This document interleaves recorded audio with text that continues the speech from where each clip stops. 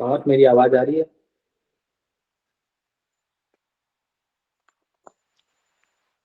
सो हम लोग अब सी सेट स्टार्ट करेंगे। अगर आप लोगों को कोई डाउट है प्रिपरेशन से रिलेटेड, आप लोगों की अभी तक तैयारी कैसी रही है, उसके लिए मैं आप लोगों को अभी एक बार पर्सनल इवनिंग को कॉल करूंगा। मेरा एक बार में कॉल अटेंड करना प्लीज।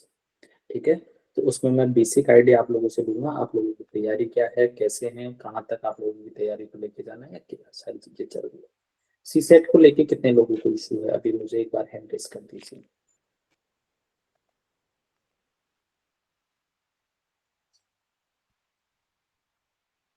क्या सर, एक बार रिपीट कीजिएगा प्लीज। सी सेट में कितने लोगों को समस्या आती है कि भाई सी सेट एक हर्डल है? ठीक है, कुछ लोग हैं जिनको सी सेट में समस्या है। ठीक है, पहली चीज। तो कितने लोग सी सेट में फेल हो चुके हैं अब तक अटेम्प्ट देके? फिर से मैं वो कर रहा हूँ।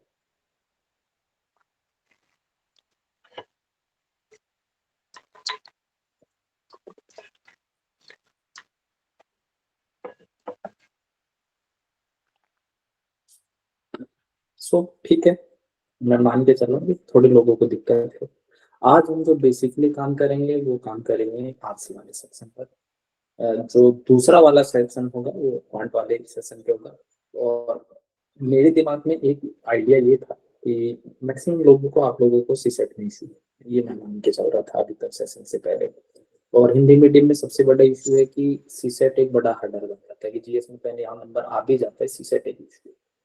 तो मैं ये प्लान कर रहा था आपके लिए कि कुछ एक सेशन, जैसे लाइक मेरे को इंसेंट और मिडाइवल के दो सेशन लेंगे, तो मैं उनको एक में कन्वर्ट करके एक सी सेट का एड ऑन कर दूं सेशन। कितने लोग ये चाह रहे हैं कि सर सी सेट का, क्योंकि दो ही सेशन टोटल आपके, मैं आपको बता दूं, टोटल सी सेट के दो सेशन। उन दो सेशंस में अगर मैं सेशन ऐड करूँ, अगर मैं सेशन ऐड करूंगा तो ओनली क्यूआई को डिस्कस करवाऊंगा, वो भी आरसी स्पेशली। एटलीस्ट आरसी में 27 क्वेश्चन में से 22 सही हो आपकी। तो आरसी के एक से दो सेशन में हो सकता है इंक्लूड कराऊं। तो उसके लिए कितने लोग चाह रहे हैं कि सर एक या दो सेशन हमारे एड ऑन करवा दीजिए, ताकि हम लोगों की तैयारी स्मूथनेस बैठे उसकी।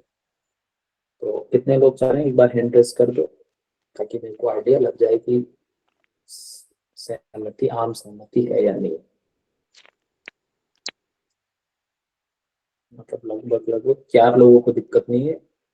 एक तो प्रीति को दिक्कत नहीं है, दिनेश, मधुरिमा, निशा को दिक्कत नहीं है, और श्वेता, श्वेता को तो थी पहले ऑलरेडी मेंटेन किया। ठीक है, तो अब मैं स्क्रीन शेयर कर रहा हूँ आप लोगों के लिए सी सेट की। तो अभी सी सेट के रिगार्डिंग कोई बेसिक डाउट है तो आप मेरे से पूछ लीजिए। अभी मैं सेशन स्टार्ट कर रहा हूँ, उसके साथ हम लोग दोनों चीजें भी देखते रहे।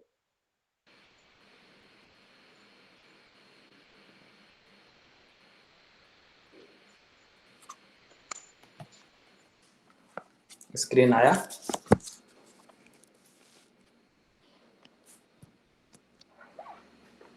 स्क्रीन आ रखा है भाई, सब लोगों को दिख रहा है स्क्रीन?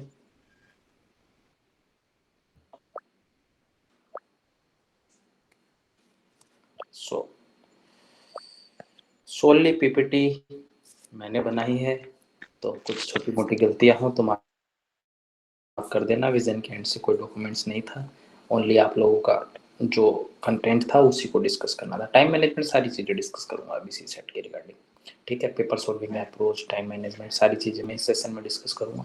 आज के सेशन में जो सबसे बड़ा आपको लग सकता है कि सर हमको क्यूज डिस्कस करना था, तो हो सकता है हमारे पास उसके लिए टाइम नहीं बचे। और उसके लिए मैं आप लोगों को पहले भी बता चुका हूँ कि फर्स्ट सेशन हम लोगों का स्ट्रेटजी से रिलेटेड रहेगा। फर्स्ट सेशन क्या है, स्ट्रेटजी वाला। दूसरा सेशन हम लोग क्या रखते हैं, क्विज वाला। और तीसरा सेशन हम रखेंगे पीवाईक्यू वाला। और क्विज के साथ एलिमिनेशन टेक्निक्स में इसी में बता दिया करूँगा हर एक सब्जेक्ट का। ये दोनों चीज़ें मेरे एंड से ऐड ऑन है, ये आपका, ये भी तीनों मेरे एंड से ऐड है। जो क्विज है वो आपके विजनाइज के पोर्टल से आपको मिलेगी। ठीक है, और आप सब लोगों को पीडीएफ मिल गया होगा, मैंने आपको पीडीएफ भेज दिया था। सब लोगों को मिल गया ना पीडीएफ तीनों क्लासेज का? तो खुश हो गए आप लोग वो पीडीएफ पाके?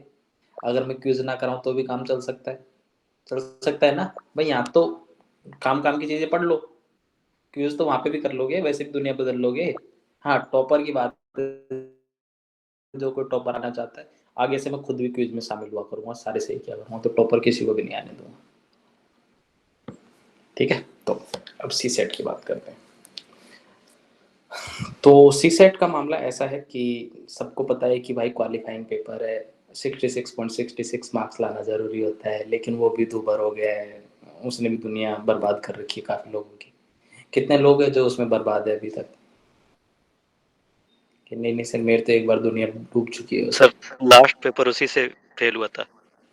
ठीक है, तो काफी लोग होंगे जिन लोगों की मतलब जो देसी भाषा में बोलते हैं लुटिया डूबना, सीसेट ने लुटिया डुबो दी, वो वाली बात। और फिर बाद में ना अब लोग कोई यकीन भी नहीं करते कि इसका सीसेट फेल हो गया, सभी सोचते हैं नहीं इसका तो जीएसई फेल हुआ होगा, तो मजाक बनाता है सीसेट का। एक्चुअली यूपीएससी ने सीसेट ही ऐसा कर दिया कि वो सीसेट ही फेल होता है बेचारा, जीएस तो फिर भी पास हो जाता है। तो सीसेट को सीरियसली लेना है भाई।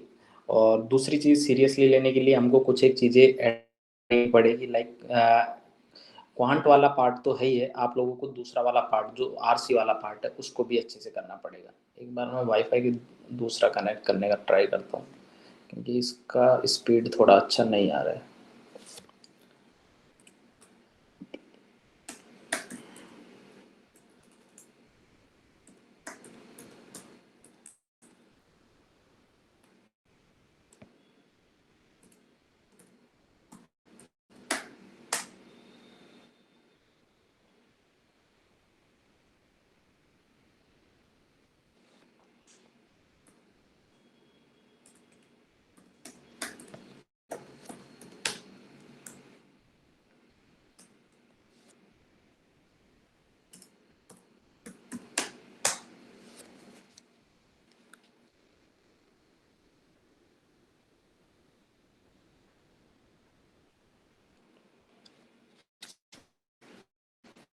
ठीक है, मेरी आवाज़ आ रही है, सब कुछ क्लियर है मेरे हिसाब से, अब थोड़ा ज़्यादा अच्छे से चले तो ज़्यादा बेटर। ठीक है, तो सी सेट में अब तक हम बात कर रहे थे कि सी सेट का क्या है। देखो, एक तो सी सेट का जो सिलेबस दिया गया है वो उसमें क्या क्या लिखा है, लाइक कॉम्प्रिहेंशन है, इंटरप्रिटेशन स्किल्स है, लॉजिकल रीजनिंग वाला सेक्शन है, decision making, problem solving, general mental ability और बेसिक न्यूमरेसी है। अब लोग बात कहते हैं कि बेसिक न्यूमरेसी के नाम पे इन लोगों ने कैट का पेपर दे दिया, तो मैं उसके बारे में कुछ नहीं कहूँगा, ये आप लोगों का व्यक्तिगत मानना है, तो मेरा उस पर कोई टिप्पणी नहीं है। पर मेरे को अभी भी लगता है कि पेपर डुएबल था, कोई ऐसा पेपर ऐसा नहीं था कि जिसमें दुनिया बर्बाद हो जाए, बदल जाए।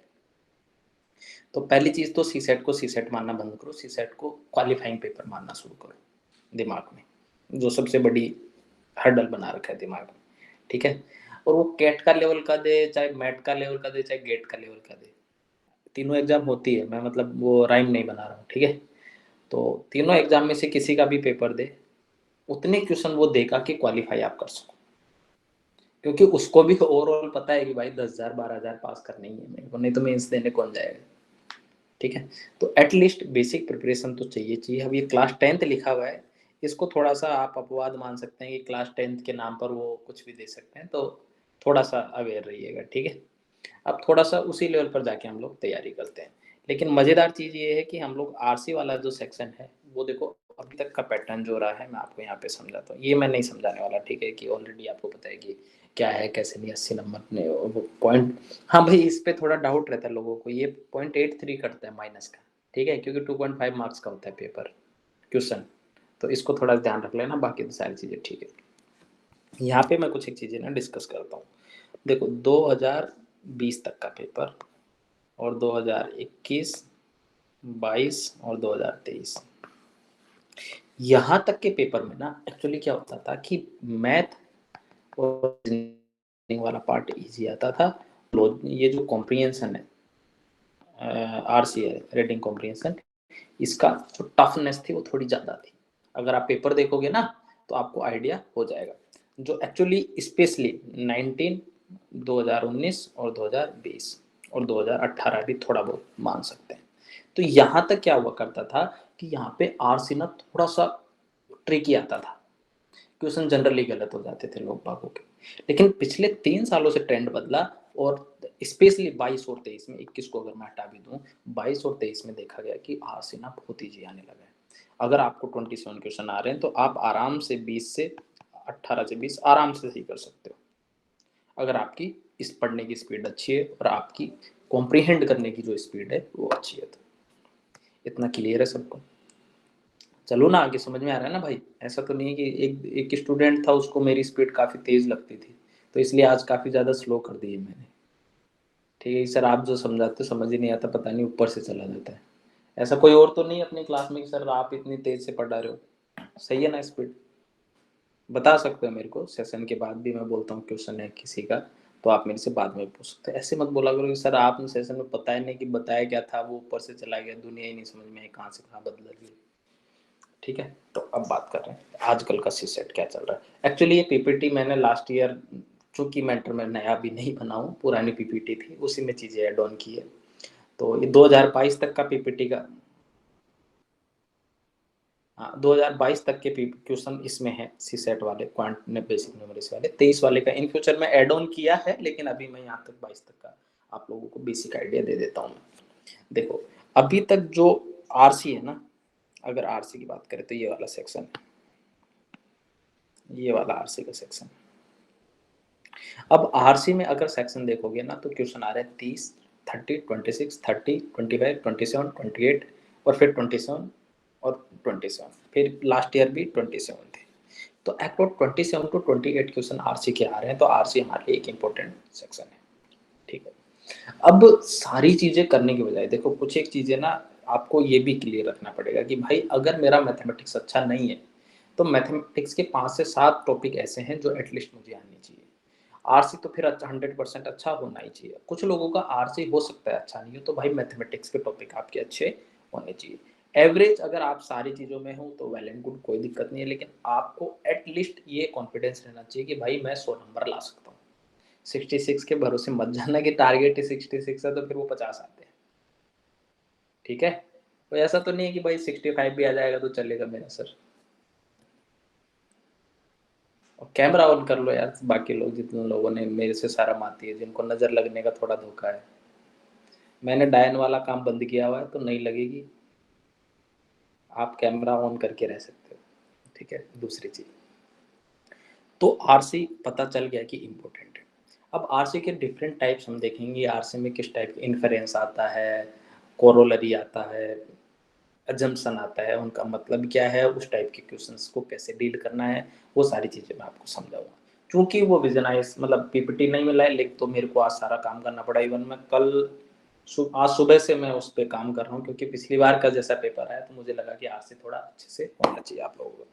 दूसरा, अब देखो लॉजिकल रीजनिंग वाले सवाल है वो कंटिन्यूस कम होते जा रहे हैं। मतलब ये 15, 12, 16, लास्ट ईयर 11 क्वेश्चन थे, तो इनकी संख्या में गिरावट है लॉजिकल रीजनिंग वाले, और बेसिक न्यूमरेसी वाले बढ़ रहे हैं। तो लास्ट ईयर जो लोगों को लगा कि भाई दुनिया बदल गई पेपर में, तो वहाँ पे एक्चुअली क्या हुआ, ये अभी इसी को ले लेते हैं। लाइक ये सारे मैथमेटिक्स के टॉपिक है, लाइक एलसीएम एचसीएफ, अनुपात समानुपात, mixture alligation, time distance, time work, औसत, पीएनसी। तो इसके भाई साहब 20 सवाल दे दिए थे। वेन डायग्राम, प्रायिकता, इसके भी 5 से 7 सवाल दे दिए थे। संख्या और बाकी इसके दे दिए थे। तो ये तीनों ने मिला के 31 क्वेश्चन कर दिए थे मैथ एंड रीजनिंग के, और बाकी जो 7, 8, 10 क्वेश्चन थे वो बाकी इनके थे। तो इस वजह से इन क्वेश्चंस के आने की वजह से पेपर थोड़ा सा ट्रिकी लगा था, पेपर थोड़ा सा टफ लगा था। तो हमारे लिए एक लर्निंग लेसन क्या था लास्ट ईयर से, कि भाई साहब आप बेसिक मैथमेटिक्स वाले सेक्शन तो करो ही करो, आप ये PNC, probability and number system, ये भी आपके इंपॉर्टेंट सेक्शन है, तो इनको छोड़ के मत जाना। ठीक है, समझ रहे हो? एटलीस्ट पीवाईक्यू तो सारे लगा के जाना। अब रही सर बुक कहाँ है, लगाएंगे कहाँ से, ये भी तो सवाल है।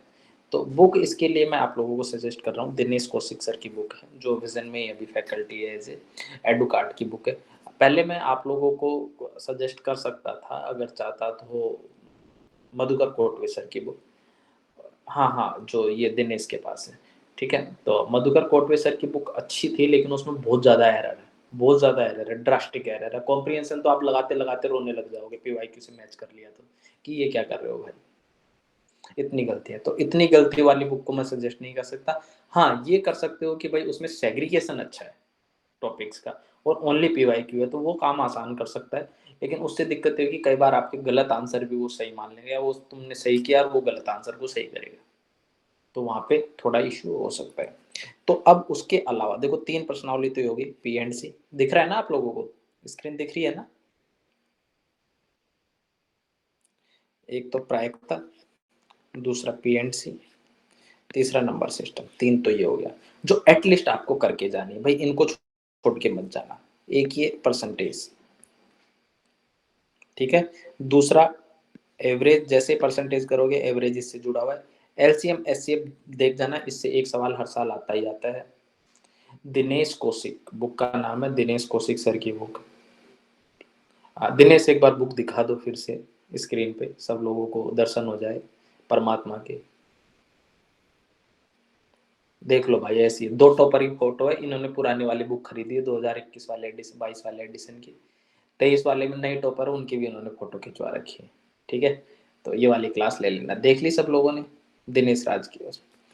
तो एटलीस्ट ये टॉपिक जिनके मैंने राइट टिक किया है, ये तो एटलीस्ट करके जाना भाई, ठीक है। एक क्लॉक एंड कैलेंडर, यहाँ से भी सवाल आ रहा है। प्रॉफिट एंड लॉस नहीं भी करोगे तो आप परसेंटेज से कर लोगे। ये रेखीय समीकरण नहीं करोगे तो भी छोड़ देना, कोई दिक्कत नहीं है। ज्यामिति नहीं आ रही है, आयु संबंधी प्रश्न, ये लेस सेकेंडरी, जिसको हम बोलते हैं ना सेकंड वाली कैटेगरी, वो है। लेकिन जिनको फर्स्ट कैटेगरी दिया है उसको हमेशा ध्यान रखना। एलसीएम एचसीएफ, एवरेज, पीएनसी, प्रायिकता, number system, percentage, clock calendar. मेरे हिसाब से मैथमेटिक्स के टॉपिक का आइडिया आपको मोटा मोटा हो गया है, तो ये अपने को लेके चलना है। लाइक ये आरसी वगैरह, विजुअल रीजनिंग, इनका मैं ये नहीं बता रहा, आपको पीपीटी डिस्कस भेज दूंगा, तो इसको थोड़ा आप देख लेना, ठीक है। अब बात करते हैं कॉम्प्रिहेंशन की, बात करेंगे। लेकिन सीसेट की स्ट्रेटजी क्या हो पेपर सोल्व करने की। अब थोड़ा सा जो आरसी है इसके टाइप के क्वेश्चन है, इनका भी थोड़ा आइडिया ले लेते हैं कि किस टाइप के क्वेश्चन आ रहे हैं, कहाँ से आ रहे हैं, तो वो भी थोड़ा हम लोग आइडिया एक बार ले लेते हैं, ठीक है। तो टाइप ऑफ पेसेज की बात करते हैं कि देखो 3 टाइप के पेसेज आते हैं। अभी हम लोगों ने क्वांट वाले सेक्शन की आज थोड़ी कम बात करनी है। आज हम बेसिकली आरसी पे फोकस करेंगे, और दूसरा है पेपर सॉल्विंग अप्रोच, और तीसरा है पेपर एनालिसिस अप्रोच। और आरसी के जो भी स्टेटमेंट वाली चीजें होती हैं उनको कैसे डील करना होता है, उनकी थोड़ी समरी, या अच्छे से समरी क्या, एक तरीके से ये सेशन मोर देन सफिशिएंट अगर आरसी के लिए, ठीक है। तो हम बात कर रहे हैं इसके वाले टाइप ऑफ पेसेज की। तो देखो डिफरेंट टाइप ऑफ पेसेज आते हैं, या तो एक पेसेज है और डायरेक्ट आंसर आ गया, ठीक है। एक पॉसिबिलिटी क्या हो सकती है, एक तो ये जूम का बड़ा इशू, एक क्वेश्चन वाले पैराग्राफ की स्थिति ये चल रही है भाई साहब, ठीक है। अब ये है नंबर ऑफ पेसेज, देखो यहाँ पे 17 पेसेज है और यहाँ पे 15 पेसेज है। अब 15 पेसेज में से कितने क्वेश्चन आए, 27। तो क्वेश्चंस का जो काउंट है वो तो कंटिन्यूअस बना हुआ है कि 27 27 27 25 30 26 30 और 27। क्वेश्चंस का नंबर जो है अप्रोक्स 25 टू 30 के आसपास बना हुआ है, और वो कंटिन्यूअस है, कंटिन्यूटी। तो हमको एक चीज तो याद ध्यान रखनी कि हमको 20 क्वेश्चन तो यहाँ से सही करने ही करने हैं भाई। वो 7 क्वेश्चन, 4 से 5 क्वेश्चन हम छोड़ देंगे, 2-3 का हम एरर लेके चलेंगे। लेकिन हमारी 80 टू 90% एक्यूरेसी यहाँ पे जरूरी है, ये चीज आप दिमाग में बिठा लो भाई सब लोग। और आरसी इजी आ रहा है तो हम लोग ये मान के चलेंगे कि आप सब लोग उसको कर लोगे। अब दूसरी बात ये हो रही कि सर बात तो ठीक है, अभी क्वेश्चन तो इतने आएंगे, लेकिन पैराग्राफ कितने आ रहे हैं।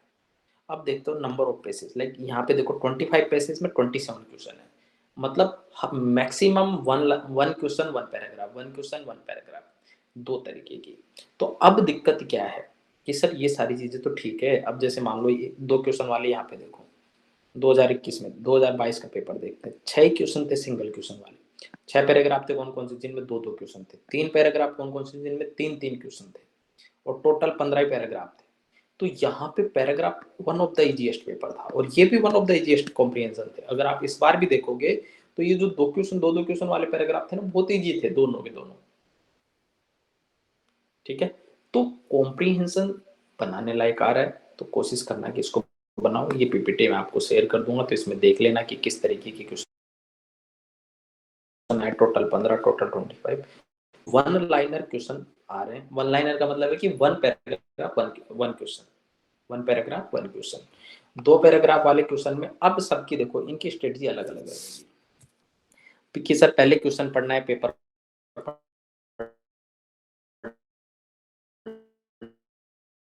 ये सारी चीजें वाले भी है, 2 क्वेश्चन वाले भी है, 1 क्वेश्चन वाले, इनको हम लोग आगे ध्यान रखेंगे, ठीक है। अब देखो, अब दूसरा एक जो एरिया है वो क्या आ रहा है कि क्वेश्चन के टाइप क्या आ रहा है, कि एजम्पशन पूछ रहा है।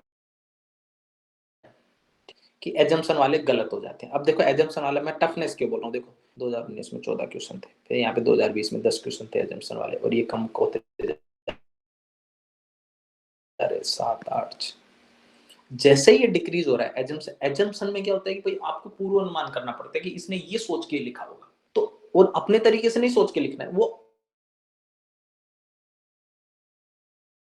टफनेस बढ़ जाए। मेरी बात पूर्वानुमान, ठीक है, एजम्पशन। दूसरा डायरेक्ट फैक्ट बेस, कि भाई जो क्वेश्चन दिया है उसमें से डायरेक्ट उसने पूछ लिए,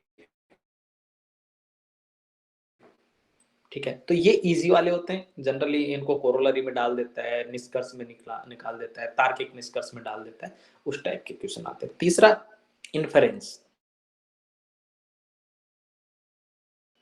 इन कि अगर ये चीज होगा एक तरीके से परिणाम नहीं देगा आपको कंक्लूजन में, लेकिन आपको परिणाम पूछेगा कि अगर ऐसा हुआ है तो इसका परिणाम क्या होगा, इसका इन्फेरेंस क्या होगा, ठीक। उसके बाद 4 और 6 हो गए, तो मतलब ये भी इजी हो रहा है।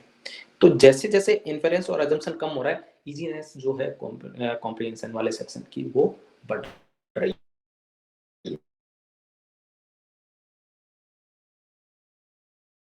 और टफनेस तो इस वाले सेक्शन में देखो, मैंने बोला कि यहाँ पे सेक्शन में चला गया था, लोग बात डरते थे कॉम्प्रिहेंशन में जाने से पहले, लेकिन अब यूपीएससी क्या कर रहा है, शिफ्ट किया है, ठीक है। और लास्ट ईयर तो मैथ रीजनिंग जो बनाए जाते थे उनको तो एकदम ऐसे धोके भेजा ना, चारों तरफ से सफेद सफेद हो जाता है, वैसा ही सफेद करके भेजा था लोगों को जो मैथ रीजनिंग करने जा रहे थे। बहुत सारे बीटेक वालों को मैं जानता हूँ,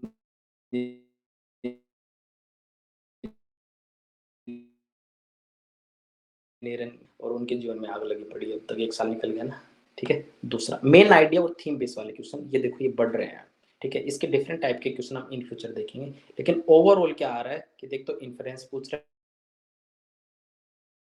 है, और दूसरा क्या पूछ रहा है, एजम्पशन, कोरोलरी वाला हो गया, इम्प्लीकेशन वाला हो गया, क्रक्स वाला हो गया, उनको भी हम लोग थोड़ा थोड़ा देखेंगे, ठीक है भाई। इतना क्लियर चल रहा है मामला से।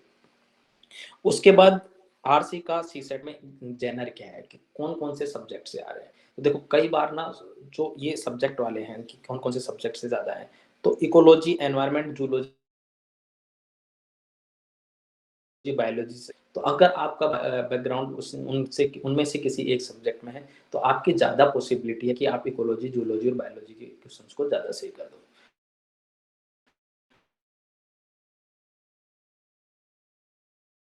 सब्जेक्ट रहा है उसको हम ज़्यादा अच्छे से कर पाते हैं अगर हमने उसमें अच्छे से पढ़ा है तो, ठीक है। उसके अलावा एजुकेशन वाले क्वेश्चन हो गए, ठीक है। तो एग्रीकल्चर वाले क्वेश्चन कंटिन्यूस आ रहे हैं 9 से, इसमें कई बार ना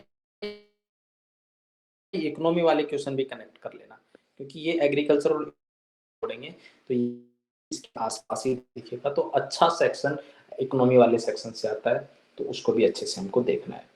एक एक मैं आपको बता दूं, फिलोसॉफिकल टॉपिक, अगर आपकी समझ अच्छी नहीं है या आपका ऐसा ऑप्शनल नहीं है जो फिलोसफी है, अगर किसी ऑप्शनली फिलोसफी है तो वो तो करेगा ना वही फिलोसफी वाली, तो आप अपना कंफर्ट जोन चुनिएगा, ठीक है। 27 में से 27 क्वेश्चन अपने को नहीं करने, पहली चीज मैं आप लोगों को क्लियर कर दूं, हम 20 से 25 के बीच क्वेश्चन करेंगे, और जितने भी करेंगे सही करने का ट्राई करेंगे, जिसमें भी थोड़ा डाउट हमें छोड़ देंगे, क्योंकि हमको ओवरऑल पास होना है भाई, ठीक है।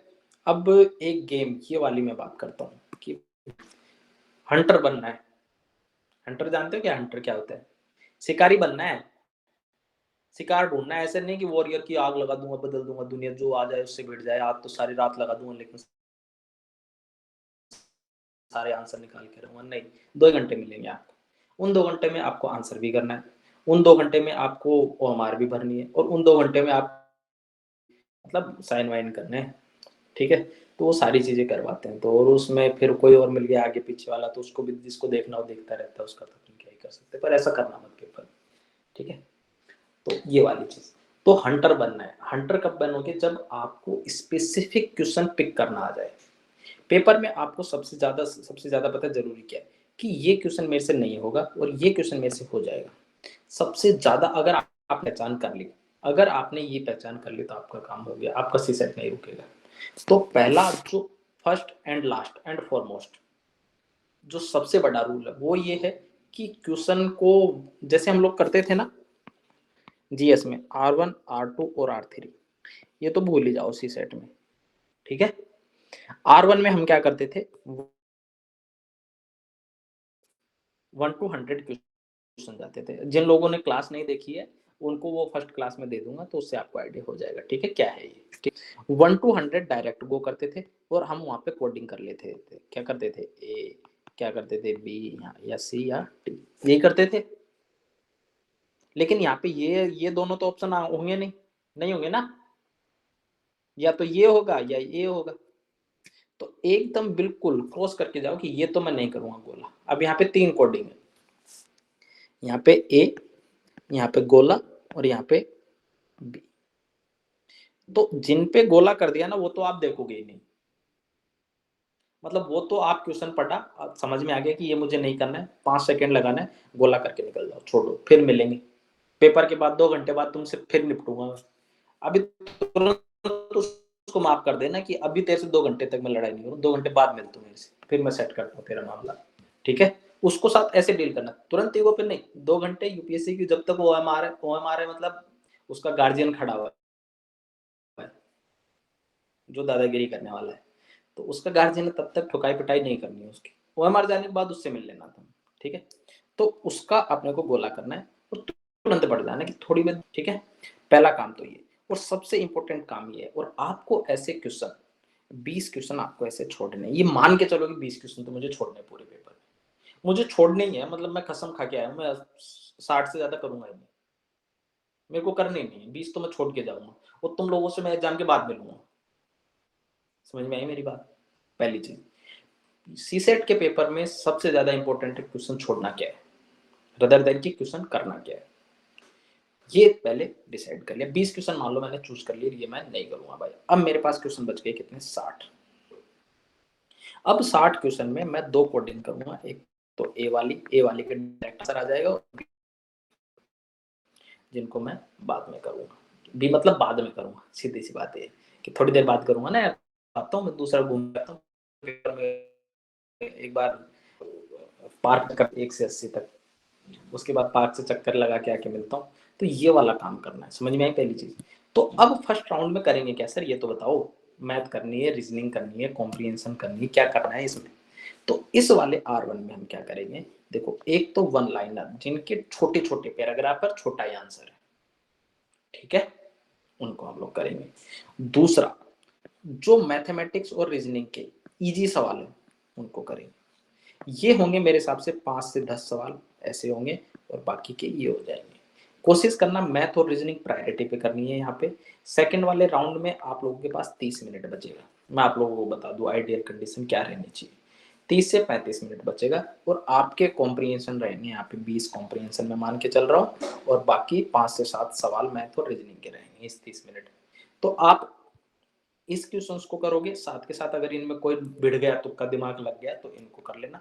लेकिन लास्ट में कोशिश करना कि कॉम्प्रिहेंशन करना, क्योंकि अगर लास्ट में 5 से 10 मिनट बचता है ना और हम मैथमेटिक्स करते हैं तो हमारा दिमाग अगर कैलकुलेशन गलत भी कर दिया तो बाद में हम उसको नहीं जा सकते, थोड़ी हड़बड़ी भी रहती है। और जैसे हड़बड़ी आती है मैथमेटिक्स में, कैलकुलेशन में गलतियां होने के चांस काफी हो जाते हैं। तो लास्ट के 30 मिनट बचा के रखना कॉम्प्रिहेंशन के लिए, लेकिन कोशिश करना कि 5 से 10 कॉम्प्रिहेंशन R1 में कर चुके हो आप। समझ में आई मेरी बात, मैं क्या बोलना चाह रहा हूँ। भाई किसी को कोई ऐसा पर्सन है जिसको मैं जो बताना चाह रहा हूँ वो नहीं समझ में आया हो, सबको समझ में आ गया, स्पीड सही है। जो नए लोग जुड़े उनको समझ में आ रहा है ना मैं क्या बता रहा हूँ। चलो भाई, तो अब हम पेपर की बात कर रहे हैं, एक R1 एक R2। R1 में मैं मान के चल रहा हूँ कि आप लोग 30 के आसपास सवाल कर चुके होंगे, 20 से 22। मैं उस आदमी की बात कर रहा हूँ जो एकदम गरीब आदमी है, ऐसे नहीं सर मैं तो पूरे पूरे 60 कर देता हूँ 1.5 घंटे में, मेरे को क्या जरूरत है, मैं तो आधा घंटा बचा के उधर आसपास वालों को चाय कॉफी पिलाता हूँ। वो वैसा वाला कोई पर्सन हो तो भाई मेरे से मत वो क्लास ले लेना, मतलब अगली वाली क्लास उसको दे दूंगा मैं, ठीक है। मैं आप लोगों को जो पास होने वाले हैं उनको बता रहा हूँ। बाकी के 7 से 8 क्वेश्चन को आरसी वाले कर लोगे आप। तो मैं मान के चल रहा हूँ कि 30 क्वेश्चन आप यहाँ पे कर चुके होंगे। अब आपके पास 20 तो आरसी बच गए और बाकी कितने बच गए मेरे हिसाब से 50 कितने हो गए 30-50 क्वेश्चन, 30 क्वेश्चन मैथ और रीजनिंग के बच गए। रीडिंग स्पीड टू स्लो, ठीक है स्पीड काफी कम है मुझे पता है, लेकिन फिर स्टूडेंट कमेंट करता है कि सर आप बहुत तेज पढ़ाते हो। मेरी स्पीड ऐसी नहीं है, मैं आप लोगों को क्लियर कर दूं, इससे पहले के सारे सेशन स्पीडली चल रहे थे, लेकिन फिर मेरे पास आता है कि नहीं सर आप बहुत स्लो कर, बहुत तेज करवा रहे हो। ठीक है, तो इस वजह से स्लो। इन फ्यूचर थोड़ा इसकी स्पीड को थोड़ा बढ़ाएंगे और वहां से भी थोड़ी कम करेंगे, तो मैनेजेबल लेवल में लाएंगे। अभी थोड़ा समझ लो सी सेट को, ठीक है। दूसरी चीज, तो 20 से 30 क्वेश्चन, हम 20 आरसी बच गया, 30 ही हो गए, 30 क्वेश्चन हम कर चुके हैं। अब हमारे 30 मिनट है, तो इन 30 मिनट में कोशिश करना कि 15 क्वेश्चन तुमको ये करने हैं जिनमें 20 से 25 मिनट 20 मिनट लगेंगे, और 5 से 7 मिनट में 2 से 3 क्वेश्चन यहाँ कर लेंगे, तो हमारे क्वेश्चन कितने हो जाएंगे, 20 क्वेश्चन यहाँ हो जाएंगे। तो 50 क्वेश्चन, 50 से 55 क्वेश्चन के आसपास हमको अटेम्प्ट करना है। उसका गणित ये है, अगर हम 39 क्वेश्चन अटेम्प्ट करते हैं और हमारे 30 सही है और 9 गलत है, तो भी हम 27 पे नेट पहुंच जा रहे हैं। और अगर हम 55 के आसपास क्वेश्चन करते हैं, तो हमारे पास गलत करने की पॉसिबिलिटी कितनी होगी, 21 क्वेश्चन की। समझ रहे हो मेरी बात? तो ये वाली जो कैटेगरी है वो बेस्ट है। यहाँ पे 21 गलत करना बहुत हो जाता है। अगर आपकी मैथ रीजनिंग के आपने पूरे 18 से 20 सवाल किए हैं, तो उनमें एक्यूरेसी आनी चाहिए ना भाई। भाई 20-22 सवाल आपने मैथ रीजनिंग के टोटली मिला के किए, तो उनके तो 100% एक्यूरेसी चाहिए। आप 90% एक्यूरेसी लाओ। सीएस में कॉम्प्रिहेंशन में आपकी एक्यूरेसी रहेगी 80 to 70%। ठीक है, तो ये काम आप लोग कर लोगे, तो इसी तरीके से आपको मैं आइडियल मान के चल रहा हूँ 50 से 55 क्वेश्चन आप अटेम्प्ट करने का ट्राई करो। ऐसा नहीं कि 38 वाले पे पास नहीं हुए, 38 वाला भी एक स्टूडेंट इस बार सी सेट में पास हुआ है, लेकिन उसकी एक्यूरेसी 90 प्लस थी, उसके 30 क्वेश्चन नेट बच रहे थे 38 क्वेश्चन करने का काट पीट के, और वो आई होप कि फाइनल लिस्ट में आएगी। ठीक है, तो ये वाला गेम है। अब भाई हम लोग पेपर करने की स्ट्रेटजी क्या रहेगी, बुक लिस्ट में आप लोगों को बता चुका हूँ कि एक बुक ले लेना मोर देन सफिशिएंट, इससे ज्यादा दुनिया बदलने की जरूरत नहीं है, और ज्यादा बुक के पीछे मत भागना। उसमें सीडीएस और यूपीएससी के अदर एग्जाम के जो क्वेश्चन है वो भी उसमें दिए गए हैं, उसके अलावा कुछ जाने की जरूरत नहीं। दूसरा, find easy question, tougher question को छोड़ देना है, इजी क्वेश्चन को कर लेना है। R1 R2 A B और गोला, गोला मतलब नहीं करूंगा, बी मतलब बाद में करूंगा, ए मतलब सबसे पहले कर लूंगा। ये गोले वाले को बोलना कि घर जाके मिलूंगा तुमसे तो अच्छे से, तब कोई नहीं बचेगा तेरे पास। ठीक है, ऐसा नहीं होता कि कोई दो दोस्त हो, उनके बीच लड़ाई हो जाए, तो फिर उसका 4-5 दोस्त आ जाते, तो नहीं यार कल मिलता हूँ मैं तेरे से। ऐसा वाली स्थिति हुई है, कितने लोगों के साथ हुई है।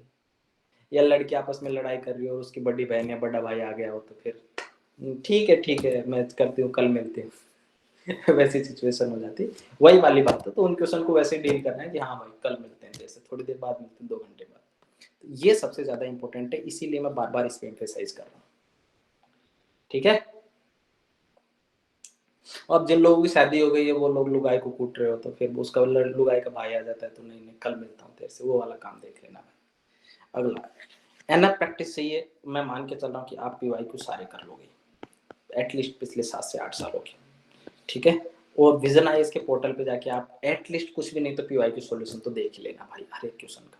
ठीक है, उसके अलावा पीवाई क्यू सारे कर लोगे, और एटलीस्ट 15 से 20 पेपर बना के लगा के जाओगे जिन लोगों को इश्यू है।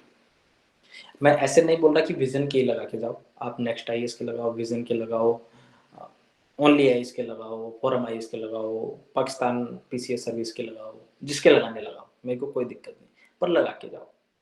उससे क्या है कि आप पीवाईक्यू के साथ एक नए जो चैलेंजेस हैं उनसे भी आप डील करना सीख जाओगे। ठीक है, आरसी के लिए स्पेशली, आरसी के लिए किसी भी कोचिंग के माल पे भरोसा मत करना।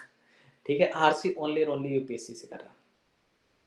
ठीक है, ये मतलब स्पेसिफिकली मेंशन था, क्योंकि बहुत सारे कोचिंग्स का कोई ना कोई बना ही रहा होगा पेपर, वो कुछ उसका एजम्पशन कुछ अलग रहेगा, एक्यूरेट आंसर अलग रहेगा, तो छोड़ देना। आरसी अपना यूपीएससी के पीवाईक्यू से करना है, और बाकी तो किसी भी कोचिंग के लगा लेना, बस उनके पेपर करके आ जाना, उनको मिलाना मत कि नहीं ये गलत हो गया आरसी तो क्यों हुआ, इसने क्या माना, चल ठीक है भाई तूने जो माना सही है, मेरा तो ये होना चाहिए था। दूसरा, एक्यूरेसी लाने की कोशिश करो। स्पीड की हाँ बात मैं करूंगा अभी, रीडिंग स्पीड।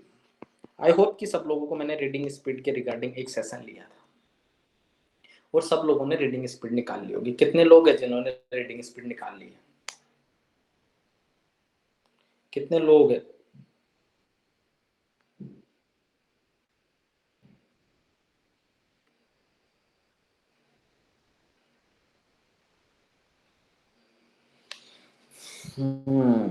सब लोग मुस्कुराओ, आप गुजरात में हो। हाँ, तो रीडिंग स्पीड आपको पर वर्ड के हिसाब से निकालनी। अभी तक आपने जो स्पीड निकाली पेज के हिसाब से, अब आप वर्ड के हिसाब से और निकाल लेना भाई। ठीक है, कैसे निकालेंगे सर? आप टाइमर लगाना, एक लाइन के औसत वर्ड निकालना, फिर उसमें जितनी लाइन है उसके total word, like 500 words, 500 words है तो 500 वर्ड्स को कैसे निकालोगे, कितने सेकंड लगे आपको, इंटू 60 कर देना। तो जो आपकी स्पीड आएगी वो आपकी मिनटों में स्पीड आ जाएगी। ठीक है, और उसको फिर दिमाग में बिठा लेना। कोशिश करना कि स्पीड आपकी अच्छी हो, 250 वर्ड प्लस तो होनी ही चाहिए पर मिनट। ठीक है, उसके लिए क्या करेंगे सर, कैसे बढ़ाएंगे, अगर मान लो नहीं है तो कैसे बढ़ाएंगे, ये भी तो सवाल है। तो भाई थोड़े यूट्यूब पे देख लेना कि रीडिंग स्पीड कैसे बढ़ाए। बेसिक तरीका ये है कि उसके लिए प्रैक्टिस करनी होती है, टाइमर लगा के कंटिन्यूअस प्रैक्टिस करते रहो 2-2 3-3 दिन के गैप पे कि ये पैराग्राफ है, इसको मैं कितनी देर में पढ़ रहा हूँ और कितना इससे इन्फ्रेंस निकाल पाया हूँ या समझ पाया हूँ। दैनिक जागरण का वो आता है ना यार, जिसमें मोदी जी की बड़ाई लिखी होती है, वो पढ़ लेना यार, क्या है अपने को कौन सा उसमें रहेगा। पर वो उसमें लाइनें पढ़ना चूज करना बाद में ना। एक एक बार जब तुम ये स्पीड निकालोगे ना, फिर तुम्हारी आंखें स्कैन करने लगेगी। लाइक एनवायरमेंट पोल्यूशन से रिलेटेड हो गया, वाटर पोल्यूशन से। तो वाटर पोल्यूशन एक बार अगर तुम्हें समझ में आ गया ना कि क्या है, तो उसके बाद तुम्हारी लाइन ना आंखें ना स्कैन करेगी। अच्छा 1974 का एक्ट आ गया, अरे हाँ 1972 का एक्ट आ गया, अच्छा इसमें एनजीटी की भूमिका आ गई। अब एनजीटी की भूमिका मुझे ऑलरेडी पता है, तो वहां पे मेरा ध्यान नहीं जाएगा कि उसके लिए क्या क्या लिखा हुआ। समझ में आ रही मेरी बात कि कैसे पढ़ना है? क्या मैं समझा पा रहा हूँ आप लोगों को?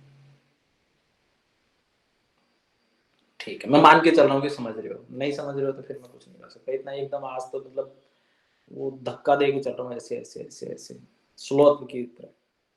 पीवाईक्यू सोल्व करने और ओएमआर मैंने भेज दी कि आप लोगों को मैं ग्रुप में ओएमआर भेज दूंगा, यूपीएससी के रिप्ली का ओएमआर।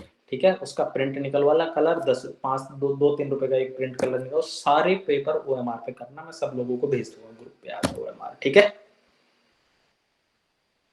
इसका सबसे 10-10 रुपए लूंगा मैं।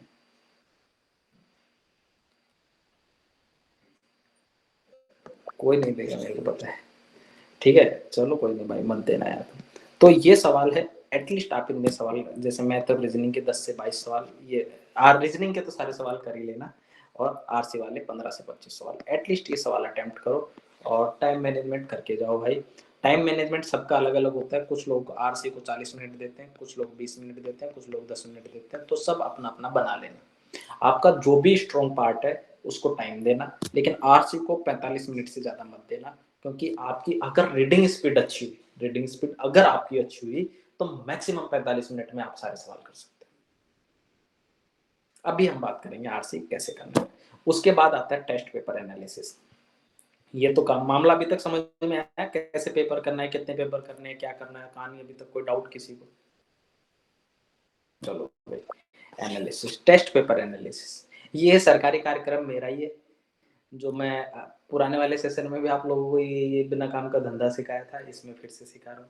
लेकिन इसके पीछे का पर्पज मैं तुम्हें बताता हूँ। ठीक है, जैसे तुम यहाँ पे जाओगे ना, देखो ये आरसी वाला 22 मिनट 20 पैराग्राफ 14 सही 6 गलत, फिर यहाँ पे 24 मिनट 21 पैराग्राफ 15 सही 6 गलत, फिर 22 मिनट।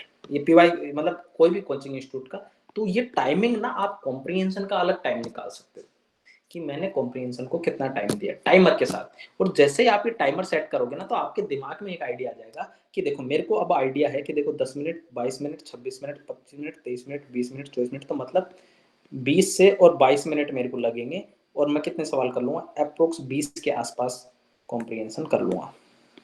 समझ में आ रही मेरी बात?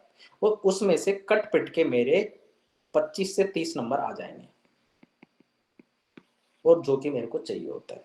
ये एवरेज आप अपना निकालोगे, आपका अलग आएगा। हो सकता है कि आप 40 मिनट लो और आप कितने सवाल करो, 25 करो, और 25 में से 24 सही और एक गलत हो, तो वो एवरेज आपका आ जाएगा। समझ रहे हो मेरी बात? क्या मैं आपको समझा पा रहा हूँ ये चीज?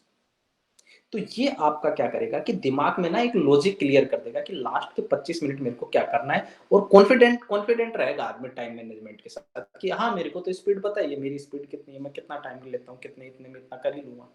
तो वो जो कॉन्फिडेंस है ना, सेंस ऑफ कॉन्फिडेंस, वो ऐसे डेवलप हो जाएगा अगर आप ये करोगे तो। ठीक है, अब इसमें क्या क्या चीजें थी एक बार मैं फिर से आपको बता। हाँ देखो, टोटल कितने पॉजिटिव हुए, कितने नेगेटिव हुए, टोटल मार्क्स कितना है, और टाइम, सबसे ज्यादा जरूरी टाइम। ठीक है, सब अपनी एक्सेल फाइल बना लेंगे, जिसको एक्सेल फाइल नहीं बनानी आती वो पेज में बना लेना, और एक्सेल फाइल जिसको नहीं आती वो सीख लेना सब कुछ। मतलब जीवन में आईएएस बनोगे तो बाद में क्या कौन बनाना सिखाएगा, पीए थोड़ी आएगा। ठीक है, दूसरा मैथ और रीजनिंग का, कि भाई मैंने मैथ के इतने सवाल किए, इतने पॉजिटिव हुए, इतने नेगेटिव हुए, और ये मेरे मैथ रीजनिंग के मार्क्स है। तो ये भी तुम्हें एवरेज मार्क्स क्वेश्चन दिखा देगा कि देखो मैं कितने कितने क्वेश्चन कर रहा हूँ। लाइक 30 मिनिमम है और 46 मैक्सिमम है। मतलब मेरी एवरेज स्पीड रहेगी 30 से 46 क्वेश्चन में मैथमेटिक्स एंड रीजनिंग के कर लूंगा, और 20 के आसपास में किसके कर लूंगा, आरसी के कर लूंगा। तो मेरी स्थिति ठीक ठाक स्थिति में आ जाऊंगा कि मैं 50 से 55 क्वेश्चन तो मैं करूंगा ही करूंगा। 50 से 60 के बीच, 45 से और 60 के बीच में जितने भी कर रहा हूँ, इजीली मैं यहाँ पे पास हो रहा हूँ। किसी में भी ऐसी कुछ स्थिति नहीं है जिसमें मेरे को थोड़ा डर हो, तो वो अपने अकॉर्डिंग निकाल लेना। अब कुछ एक प्रैक्टिस ना ऐसे भी कर लेना, लाइक 0 0 0 ओनली मैथमेटिक्स किया तो मेरी स्थिति क्या है। समझ में आ रही मेरी बात? कुछ एक में आर से करना सारे, और कुछ एक मैथमेटिक्स करना 5-7 सवाल, तो उसमें देखना कितना है। तो ये सारे प्रयोग अभी कर लेना। आपसे हम्बल रिक्वेस्ट है कि ये सारी प्रयोग आप लोग कर लेंगे और उसको आप अप्लाई कर लोगे। तो मेरे हिसाब से टेस्ट पेपर कितने करने हैं, टेस्ट पेपर एनालिसिस कैसे करना है, पेपर अटेम्प्ट कैसे करना है, वो सारी चीजें मैं सिखा चुका हूँ। यहाँ तक किसी को कोई डाउट है क्या? अब कहानी में आरसी के टिप्स एंड ट्रिक्स देखेंगे थोड़ा सा, किस टाइप के क्वेश्चन आते हैं, किस टाइप के उनको सोल्व करना है, उनमें क्या हमको दिमाग लगाना होता है, तो उस पर हम लोग चर्चा करेंगे। तो अभी तक कहानी में अगर किसी को कोई डाउट है तो मुझे बता दो, तब तक मैं पानी पी लेता हूँ, और आप लोग माइक ऑन करके बोल सकते हो।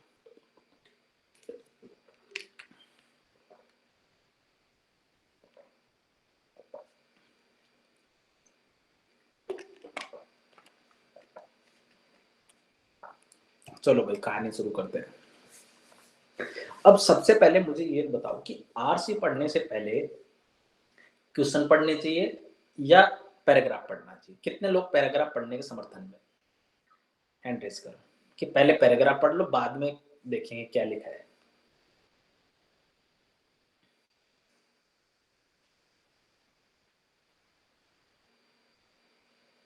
करो करो करो, जल्दी करो, 5-6 लोग हैं बस अभी।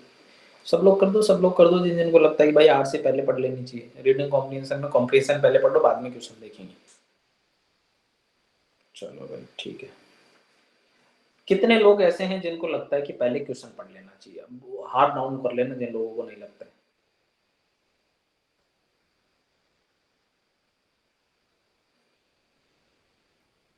ठीक है, और कितने लोगों को ऐसा लगता है कि क्वेश्चन ही नहीं पढ़ना चाहिए, कुछ करना ही नहीं चाहिए, सी सेट का पेपर छोड़ देना चाहिए, हटा देना चाहिए यूपीएससी? सब चाहते हो सी सेट का पेपर रहे, कोई नहीं चाहता हटाना सी सेट का पेपर। अच्छा, क्वेश्चन के आंसर पहले ही दे दे यूपीएससी। तो सबसे अच्छा आंसर पता क्या है कि आप पहले देखो कि कॉम्प्रिहेंशन कैसा है। अगर वन लाइनर है तो उसके अकॉर्डिंग पढ़ेंगे। सॉरी, वन लाइनर मतलब, वन लाइनर जब भी बोलो ना, मतलब उसका मतलब है कि वन क्वेश्चन, वन पैराग्राफ, छोटा पैराग्राफ है, उसके अकॉर्डिंग। तो उसके अकॉर्डिंग क्या करना है? अगर 3 क्वेश्चन वाला पैराग्राफ है तो उसके अकॉर्डिंग हमको क्या करना है? तो डिफरेंट टाइप की स्ट्रेटजी हमारी अलग अलग टाइप पे रहेगी, तो उसको हम लोग देखेंगे। अब बात ये है कि यूपीएससी का पर्पज क्या है ये देने का, तो वो तो तुम सबको पता है यार, वो मैं नहीं बता रहा कि भाई रीडिंग स्पीड कैसी है, अटेंशन कुछ चीजों पे ध्यान दे पा रहा है कि नहीं पा रहा है, कम टाइम में कॉम्प्रिहेंड चीजों कर पा रहा है कि नहीं कर पा रहा है। भाई मिनिस्ट्री में बैठो, एक कागज आया आपके पास, मंत्रालय को आपको 2 घंटे में उसको फाइल को क्लियर करना है, आपके पास 50 पेज, आप कैसे करोगे उसको 2 घंटे में? 50 पेज नहीं पढ़ पाओगे ना। आपको कॉम्प्रिहेंड करना है, आपको समझना है कि इसने ये लिखा होगा, इसकी समरी ये होगी, इसके हिसाब से मैं इसको साइन करके दूं, तभी तो कर पाओगे, जब कॉम्प्रिहेंशन कॉम्प्रिहेंड कर पाओगे उस चीज को। समझ रहे हो मेरी बात? वही पर्पज है, उसके अलावा कुछ नहीं पर्पज।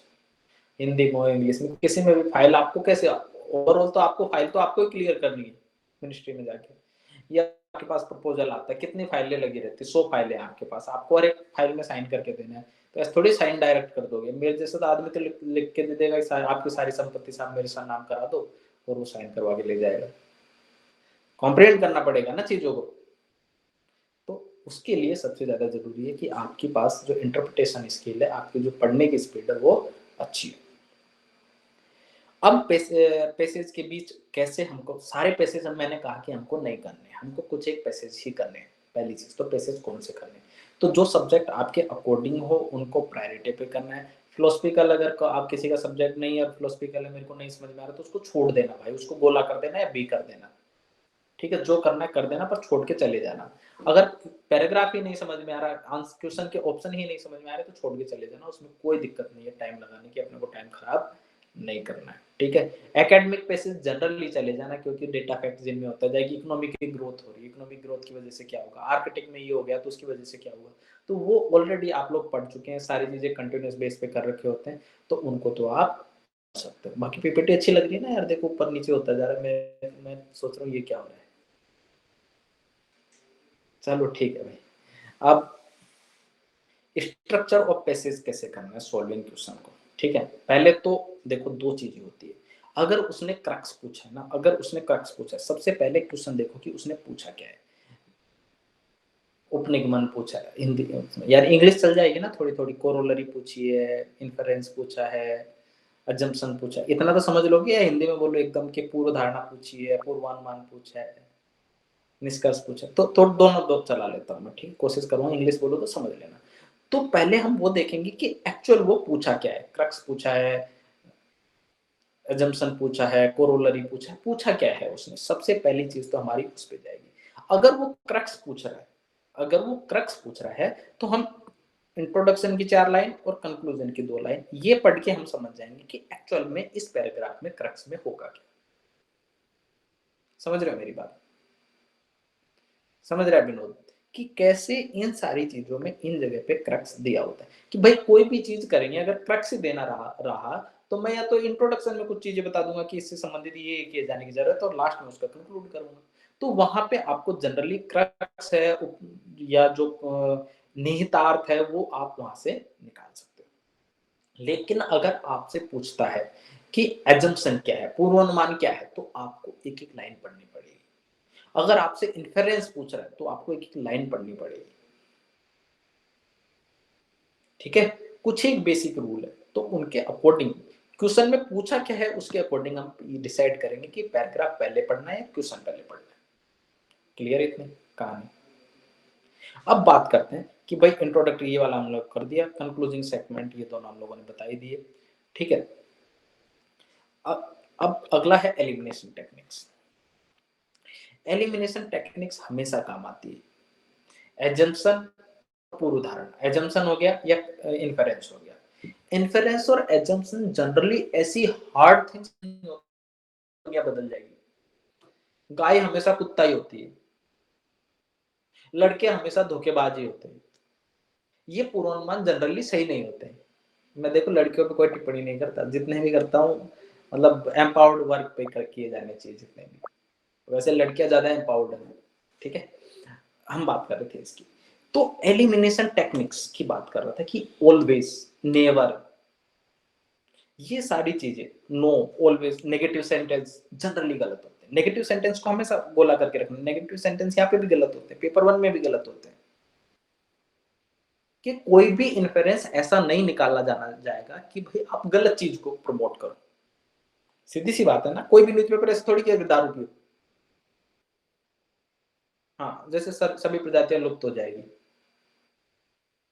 ठीक है। अगला, दूसरा, छोटे पैराग्राफ हमेशा स्टार्ट करो जिनके answer to the point, direct answer दे रखा, वन लाइनर आंसर दे रखा, वो पैराग्राफ थोड़े से इजी रहते हैं, तो उनको स्टार्टिंग में शुरू करो। अब कुछ एक चीजें आरसी से रिगार्डिंग डेटा फैक्ट पर ध्यान नहीं देना है ज्यादा, ठीक है, क्योंकि डेटा कोई कुछ नहीं पूछा। जब भी आपका डेटा आएगा आपके आर्गुमेंट को सब्स्टिट्यूट करने के आएगा, और सब्स्टिट्यूट करने के लिए जो इन्फेरेंस पूछेगा ना वहां पे डेटा काम आता है, ठीक है। अभी मैं इन्फ्रेंस और वो सारी चीजें बार बार यूज कर रहा हूँ, तो उनको भी मैं अभी समझाऊंगा, टेंशन मत लो, ठीक है। दूसरा, पहले पैसेज पढ़ने की जरूरत नहीं है, बहुत सारे जहां पे पैसेज पढ़ने की जरूरत है मैंने आपको बता दिया। पूर्वानुमान वाले में पहले ऑप्शंस को क्रॉस कर लेना, पहले देखो, हमेशा जब भी आप आंसर करो छोटा पैराग्राफ है तो एलिमिनेशन क्रॉस मेथड मैंने आपको बताया है कि सबसे पहले नेगेटिव अप्रोच पे जाओगे कि मुझे क्रॉस कौन कौन से कर सकता हूँ एलिमिनेशन से, उसके बाद मैं पैराग्राफ पे जाऊंगा और उसके अकॉर्डिंग फिर आंसर करूंगा।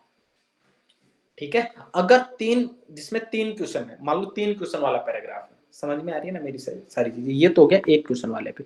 अगर पैराग्राफ में तीन क्वेश्चन है, एक पैराग्राफ है तीन क्वेश्चन है, तो पहले मैं इसका क्वेश्चन पढ़ूंगा, फिर मैं दूसरे का क्वेश्चन पढ़ूंगा, फिर मैं तीसरे का क्वेश्चन पढ़ूंगा। क्वेश्चन क्वेश्चन, ऑप्शन नहीं पढ़ूंगा, ये ऑप्शन है ये नहीं पढ़ूंगा। इन तीन क्वेश्चन के बाद फिर मैं जाऊंगा पैराग्राफ पे और मैं समझूंगा कि पैराग्राफ क्या कहना चाह रहा है। एक्चुअली मेरे का पैराग्राफ कितने नंबर का है, 7.5 नंबर का है वो। पास होने का काफी बड़ा हिस्सा, 10 to 12% के आसपास हिस्सा है वो। तो उसको मैं प्रायोरिटी बेसिस पे पढ़ूंगा और फिर उसके बाद इनके ऑप्शन पढ़ के आंसर करूंगा। रुक जा यार, क्या बात कर रहा है गूगल।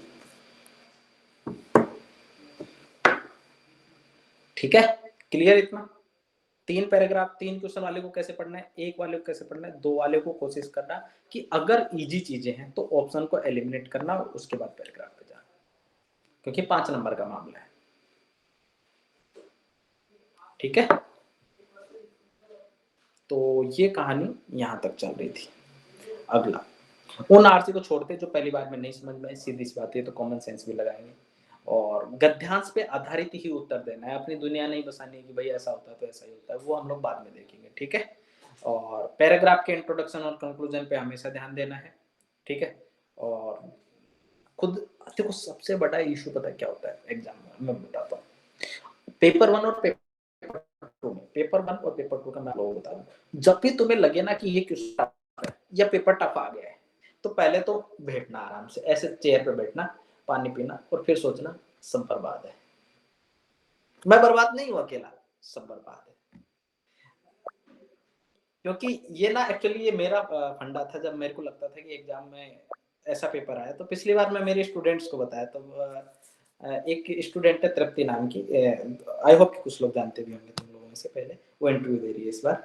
तो उसको थोड़ा ज्यादा डर लगता था, तो उसको मैंने बोला देख, जब भी पेपर टफ आए ना तो बैठ जाना आराम से, चेयर पे बैठना, पानी तुम्हारे पास रहता है, फिर सोचना 2 मिनट, मुस्कुराते हुए, सब बर्बाद है, कोई नहीं बचेगा आज तक। अब मैं पानी पीता हूँ, अब सोचेंगे इस पेपर को करें कैसे, बर्बाद तो सभी है, पर मेरे को नहीं होना है अभी।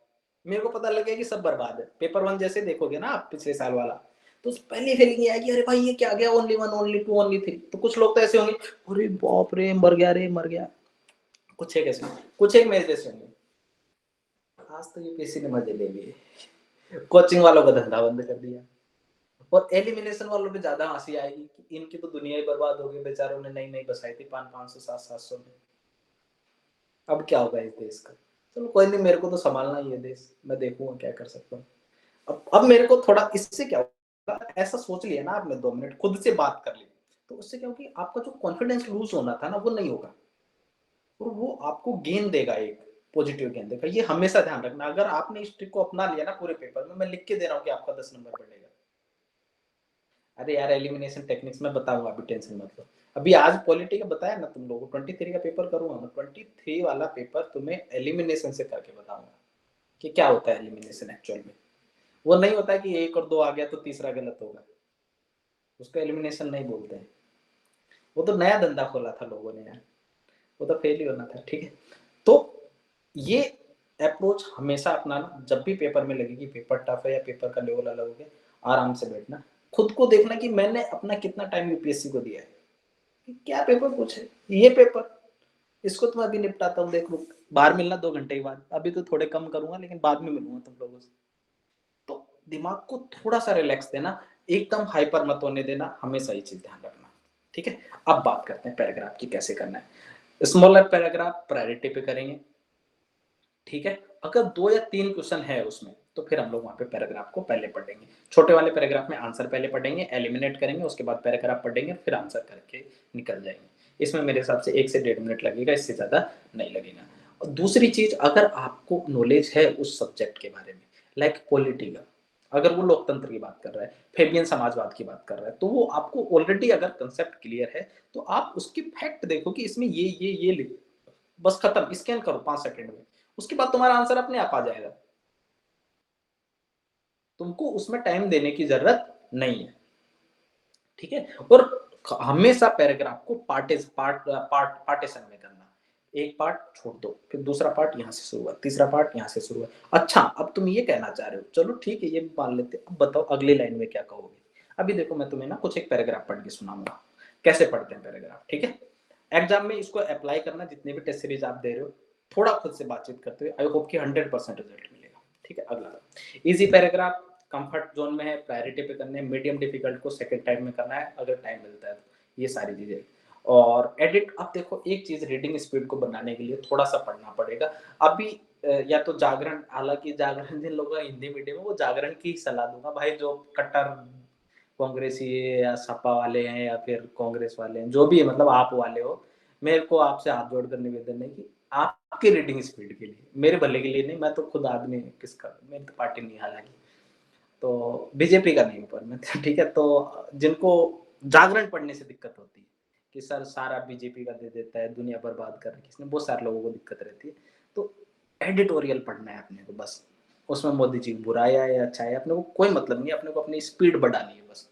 और स्पीड बढ़ाने के लिए एडिटोरियल से अच्छा ऑप्शन हमारे पास नहीं है। एडिटोरियल एक्चुअली पूरा कॉम्प्रीहेंड करता है कि एक्चुअल वो क्या बात कहना चाह रहा है, उसका क्रक्स देखो, उसके फिर जब भी आप एडिटोरियल पढ़ो ना, तीन चीजें समझो कि बीजेपी का आदमी है, कांग्रेस का आदमी, पहली चीज तो ये क्या लगा लिया आपने, इन्फेरेंस लगा लिया कि पूर्वानुमान कि कौन सी पार्टी का होगा, ठीक है।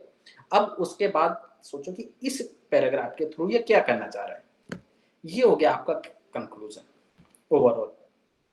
अब इस बात से, इस पैराग्राफ से किस पार्टी को फायदा होने वाला है, ये हो गया आपका क्या, इन्फेरेंस, अनुमान। समझ में आई तीनों चीजें।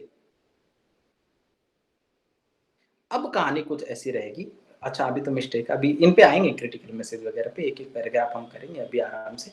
अभी हम बात करते हैं, अब देखो आज ना क्विज डिस्कस नहीं हो पाएगी क्योंकि ओवरऑल स्ट्रेटजी का डॉक्यूमेंट था। क्विज में किसी और दिन करा दूंगा आप लोगों को, ज्यादा किसी ऐसा तो नहीं कि नहीं मेरे को तो क्विज करने का था, आज ही अप्लाई करने का था, सारी सारी करवा दूंगा, नेक्स्ट वाले सेशन में मैं करवा दूंगा। एक दो सेशन हम लोग थोड़ा उलट पुलट करेंगे, आप एग्जाम के अकॉर्डिंग जो जरूरत है मैं उसके अकॉर्डिंग लेके चलूंगा आप लोगों को, ठीक है। एक तो कई बार आप लोग आंसर ना पेसेज के बेस पे नहीं करते, दिल की सुनते हो, दिमाग के नहीं सुनते हो, और दिल के सुनने वालों की कभी जीत नहीं होती, ठीक है। यूपीएससी के 2 घंटे में तो बाद में पता, भले से पता नहीं आपकी शादी हो जाए, विवाह हो जाए, अलग बात है, लेकिन एग्जाम में तो मत ही सुनना भाई। थोड़े दिन बोला थोड़ी देर रेस्ट कर ले, अभी मेरा दिमाग एक्टिव है तो मैं इसको यूज ले लेता हूँ। और कोशिश करना कि एग्जैक्ट जो पैसेज में लिखा हो उसके अकॉर्डिंग हमको आंसर करना है। दूसरा, दो क्लोज ऑप्शन तो फर्स्ट टाइम में नहीं करना है, एकदम छोड़ के चले जाना है, उस पर लिख देना बी, और बाद में आके देखूंगा मैं तुम्हें से क्या करना है, क्योंकि तुरंत अगर आप करोगे तो आपका दिमाग ना कंफ्यूज हो जाएगा और उसमें गलत ऑप्शन को चूज कर सकता है। तो जब भी 2 ऑप्शन में कंफ्यूज हो, गोला करो, वाई लिखो या बी लिखो, बाद में आके करो, थोड़ी देर बाद आके मिलता हूं, ठीक है। अगला, थोड़ा सा इमोशनली अटैच मत होना, वो मैंने बता दिया कि भाई 2 घंटे बाद आके मिलूंगा, ठीक है। अगला, एक पैसेज में रुकना नहीं है कि समझ नहीं आ रहा, बार बार पढ़ के, फिर पढ़ के क्वेश्चन पे जा रहा है, क्वेश्चन पढ़ा फिर पैराग्राफ पे चला गया, फिर आया, ऐसे ये वाला साइकिल नहीं चलाना है कि क्वेश्चन आंसर, अच्छा इसका ये होगा, इसका ये होगा। और मेरे हिसाब से आप लोग सब लोगों ने किया है, वो ऐसे मत मुस्कुराओ, मुझे पता है आप सब लोगों ने किया है। अरे इसका आंसर तो आ नहीं रहा, मतलब आंसर तो करके जाऊंगा, कुछ भी हो जाए मेरे, ठीक है। दूसरा, स्पीड अंडरस्टैंडिंग के बीच फैक्टर को बना के रखना, ठीक है। अब मैं क्या करूंगा आप लोगों को, ये तो गई पेपर से रिलेटेड स्ट्रेटजी, ठीक है। अब मैं एक एक वर्ड्स आपको समझाऊंगा, ठीक है, इसका मतलब ये होता है, और उसकी एक एक प्रैक्टिस करेंगे क्योंकि उतना टाइम हमें परमिट करेगा कि हम लोग एक प्रैक्टिस कर सकें और एक वो चीज समझ सकें। तो भाई इतने से काम चला लोगे आप लोग, ये सेशन सही चल रहा है आप लोगों का। अब मैं आपको विजन आईएएस के एंड से जो पीपीटी मिली थी वो भी मैं आपको क्लास में भेज दूंगा, इसकी तो जरूरत नहीं पड़ेगी आप लोगों को। और दूसरा जो आप लोगों की क्विज होनी थी ना वो भी भेज दूंगा, ठीक है। अगला बात कर, तो भाई क्रिटिकल मैसेज अभी तक सारी, अब कैमरा ऑन कर लो यार, मेरे को ऐसे क्या मतलब, ऐसे मैं, सर ये भी भेज देना, ठीक है भाई, ये भी भेज देंगे, ठीक है। तो क्रिटिकल मैसेज की बात करते हैं हम लोग, सबसे पहले ना इन्फेरेंस की बात करते हैं, उसके अकॉर्डिंग चलते हैं, टफनेस के अकॉर्डिंग, इन्फेरेंस, कंक्लूजन, एजम्पशन पे बात करते हैं, ठीक है। टफनेस यही तो लगती है ना, एजम्पशन वाली तो लगती होगी सबसे ज्यादा टफ, ठीक है। तो एजम्पशन में क्या होता है जनरली कि एजम्पशन एक ऐसी चीज होती है कि भाई कोई भी चीज आप करने जा रहे हो, मतलब मैं कुछ भी बोल रहा हूं यहाँ पे, इसके मेरे पीछे लॉजिक में दिमाग में कुछ चल रहा होगा। आपके दिमाग में नहीं, मेरे दिमाग में कुछ ना कुछ चल रहा होगा। अगर मैं कुछ कहानी बता रहा हूं तो मेरे दिमाग में उसके पीछे का लॉजिक क्या है, समझ रहे हो मेरी बात। तो अगर मैं कहूं ये कहानी कुछ ऐसी है, ये एक लाइन है, ठीक है, ये कुछ डॉट है और ये कुछ डॉट है, ये है निष्कर्ष किसी चीज का, ठीक है। तो ये निष्कर्ष मैंने किस चीज को बेस बना के निकाला है, ठीक है, ये है मेरा अजम्पशन, पूर्वानुमान। अभी एक लाइन बोली थी मैंने कुछ देर पहले, सारे लड़के धोखेबाज होते हैं, ये मेरा अजम्पशन है, निष्कर्ष नहीं है कि मैंने कुछ ना कुछ सोच के ये बोला होगा, सॉरी निष्कर्ष है मेरा, एजम्पशन तो कुछ और होगा कि मैंने कोई ना कोई ऐसे एग्जाम्पल देखे होंगे जिसमें लड़कों ने ऐसा किया होगा। तो एक्चुअल में ये निष्कर्ष नहीं होता, निष्कर्ष जिसके आधार पर निकाला जाता है, समझ रहे हो मेरी बात, निष्कर्ष जिसके आधार पर निकाला जाता है उसको बोलते हैं हम लोग पूर्वानुमान वाली बात।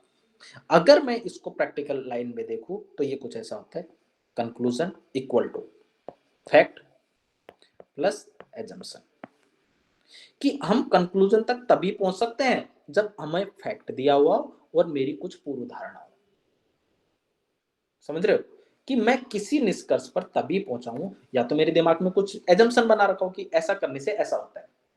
हम नहीं बोलते जनरली इन लोगों ने एजम्पशन बना रखा है कि किसी सेट का पेपर हार्ड होता है, बोलते हैं ना जनरली चीजें। एजम्पशन का मतलब कि उन्होंने दिमाग में ऐसी रूढ़ी या पूर्व धारणा बना रखी है कि ऐसा करने से ऐसा ही होता है। लेकिन ये एजम्पशन हम किसके लेंगे, एग्जामिनर के माइंडसेट का, समझ गए मेरी बात, कि एग्जामिनर ने अगर ये लाइन लिखी है तो क्या सोच के लिखी, ठीक है। दूसरी चीज, ये कभी भी सलाह के रूप में नहीं होगी कि क्या कर देना चाहिए, ये कर देना चाहिए। देखो कुछ एक स्टेटमेंट लाइन पढ़ना, कुछ एक ना सलाह की तरह होती है। तो एजम्पशन तो मैं सलाह की तरह नहीं करूंगा ना भाई, मैं सलाह मार रहा हूं आपको 9 घंटे पढ़ने चाहिए, तो ये तो मेरा एजम्पशन नहीं है ना, ये तो मेरा मैसेज है। क्या मैं आप लोगों को समझा पा रहा हूँ। अरे ऐसे मत देखो यार, मतलब ऐसे झुकी निगाहों से कि मैम को नहीं समझ में आ रहा। अब पुलिस वाले भी ऐसे नजरें झुका के देखेंगे तो क्या होगा देश का, ठीक है। तो हम बात कर रहे थे इस चीज की। तो पहली चीज तो ये है कि जो फैक्ट है और जो कंक्लूजन है वो तब इक्वल हो पाएंगे जब हम पूर्वानुमान लगा पाएंगे, ठीक है। तो सबसे पहली चीज है कि एजम्पशन क्या काम करेगा, कंक्लूजन की पुष्टि करने के काम आएगा, वो फैक्ट के साथ काम करेगा, पहली चीज क्लियर। तो कभी भी ये पैराग्राफ में एक्सप्लिसिटली मेंशन नहीं होगा, नहीं होगा ना भाई, मैं कैसे करूंगा पूर्वानुमान में, क्या सोच के लिख रहा हूँ वो तो लिख दूंगा पैराग्राफ में, मैं तो कंक्लूजन लिखूंगा, अपना निष्कर्ष लिखूंगा या मैं क्या सोचता हूँ वो लिखूंगा, लेकिन उसके पीछे का थॉट प्रोसेस क्या है। अब मैं आपको बार बार बोलता हूँ कि मोदी जी को वोट दो, तो मेरा प्री एजम्पशन क्या बना कि मोदी जी अच्छे आदमी, समझ रहे हो मेरी बात। तो ये बात है एजम्पशन की, ठीक है। अब बात करते हैं पैराग्राफ। तो एजम्पशन की कहानी बेसिकली समझ में आई, क्या है एजम्पशन, चलो शुरू करते हैं। अब देखते हैं इसमें, अब मैं सारी चीजें आपको पढ़ के बता रहा हूँ कि कैसे पैराग्राफ को पढ़ना है। ये निष्कर्ष वाला और प्री एजम्पशन समझ में आया ना, कैसे मामला है। और ये है एक्चुअल में क्या है, इन्फेरेंस, क्योंकि इन तीनों में बहुत कंफ्यूजन रहता है। अभी मैं उसकी सारणी से सारी चीजें समझा दूंगा, ठीक है। अब देखो भाई, अब मैं इसको कैसे पढ़ूंगा, क्योंकि वन छोटा पैराग्राफ है, छोटा पैराग्राफ है और ऑप्शन वाला है, तो मतलब इजी, ऑप्शन काटने के साथ एलिमिनेशन करने के अच्छे चांस है। तो ये मैंने को देखा पूर्व धारणा है और पूर्व धारणा वेद है। अब मुझे ये समझ में आ गया कि 3 बार है, तो 3 के सही होने के काफी अच्छे चांस है। तो पिघलते हुए हिमनद कुछ क्षेत्रों में समुद्री जैव विविधता कम कर सकते हैं, जनरली स्टेटमेंट सही लग रहा है। भूमंडलीय तापमान के परिणाम कुछ क्षेत्रों में समुद्री अवसादन हो सकता है। अच्छा, हो सकता है भाई, कुछ अवसाद निक्षेप होंगे, तो ये बात भी सही लग रही है, जनरली गलत नहीं लग रही है ना, कुछ भी अभी यहाँ पे गलत सही नहीं करना है। अगला, भूमंडलीय तापमान के कारण अन्य क्षेत्रों की अपेक्षा हिमनदों क्षेत्र में, भाई पता नहीं होते कि नहीं होते, पर मुझे नहीं पता अभी, होते कि नहीं होते। ठीक है, अब मैं क्या करूंगा कि भाई क्वेश्चन पढ़ूंगा। अब क्वेश्चन देखो, अच्छा पश्चिमी अंटार्कटिका की बात कर रहा है। अच्छा अंटार्कटिका मतलब वो जो ग्लेशियर वगैरह वगैरह तो होंगे ही होंगे उधर। ठीक है, 5 दशकों में भूमंडलीय औसत तापमान 5 गुना तेजी से बढ़ा है। 5 गुना तेजी से, किसमें? पश्चिमी अंटार्कटिका में। फिर पूरे अंटार्कटिका में क्यों नहीं बढ़ा भाई? पश्चिमी अंटार्कटिका में क्यों बढ़ा? सवाल तो ये होना चाहिए, पूरे में ये पूरा पूरा अंटार्कटिका बर्फ से टिका भरा हुआ है, तो पूरे अंटार्कटिका में होना चाहिए, मतलब कुछ ना कुछ तो गड़बड़ है दया। ठीक है, अगला, अनुसंधानकर्ताओं को यह पता लगा है कि पिघलते हुए हिमनदों के कारण अंटार्कटिका प्रायद्वीप के तटीय जलों में, अंटार्कटिका प्रायद्वीप के तटीय जलों में नितल जीव बेंथोस के बीच कुछ जाति विविधता नष्ट हो रही है। हाँ मतलब कुछ ना कुछ तो गड़बड़ हो रही होगी कि भाई पिघलते हिमनद और उसकी वजह से तटीय क्षेत्रों में पिघल रही है। अब अगला पढ़ूंगा, जिसका प्रभाव समग्र समुद्र अधिस्थल परितंत्र पर पड़ रहा है। इसका विश्वास है कि जल में निलंबित, इसका विश्वास, उनका विश्वास है कि जल में निलंबित अवसाद के बढ़े हुए स्तर तेजी से तटीय क्षेत्रों में क्षीणमान जैव विविधता का कारण है। मतलब अब ये क्या कहना चाह रहा है कि भाई जल पिघल रहा है, जल पिघलने की वजह से वो जो अवसाद है वो नीचे जा रहे हैं और अवसाद के जाने की वजह से बेंथोस मर रहे हैं और बेंथोस मरने से जैव विविधता को हानि हो रही है। कॉम्प्रिहेंड हुआ? हम लोगों ने बात की खुद से, तो समझ में आ रहा है। मैं ऐसे पढ़ूंगा। अब उसके बाद देखो, इसने कहीं ये बोला है कि ये बात तो सही है कि कुछ क्षेत्रों में जैव विविधता का अवसादन हो रहा है, बोला इसने, इसमें दिक्कत नहीं है। अगला, इसकी वजह से जैव विविधता को कम कर सकता है, कम कर सकता है भाई, क्या दिक्कत है, पूर्वानुमान लगा सकता हूं। अब ये लाइन है, भूमंडलीय तापन के कारण अन्य क्षेत्रों की अपेक्षा हिमनदों के तेजी से गर्म जल होते हैं। हिमनद हो रहे हैं, ग्लेशियर हो रहे हैं, या पूरा अंटार्कटिका हो रहा है भाई, ये तो मैं इसने मेंशन नहीं किया है, और वो भी पश्चिमी बोला है इसने, तो वेस्टर्न बोला है ना स्पेशली, तो इसको तो मैं क्रॉस करूंगा और मैं इस पे चला जाऊंगा। तो समझ में आया मामला? चलें आगे, चलो अब इन्फेरेंस देख लेते हैं।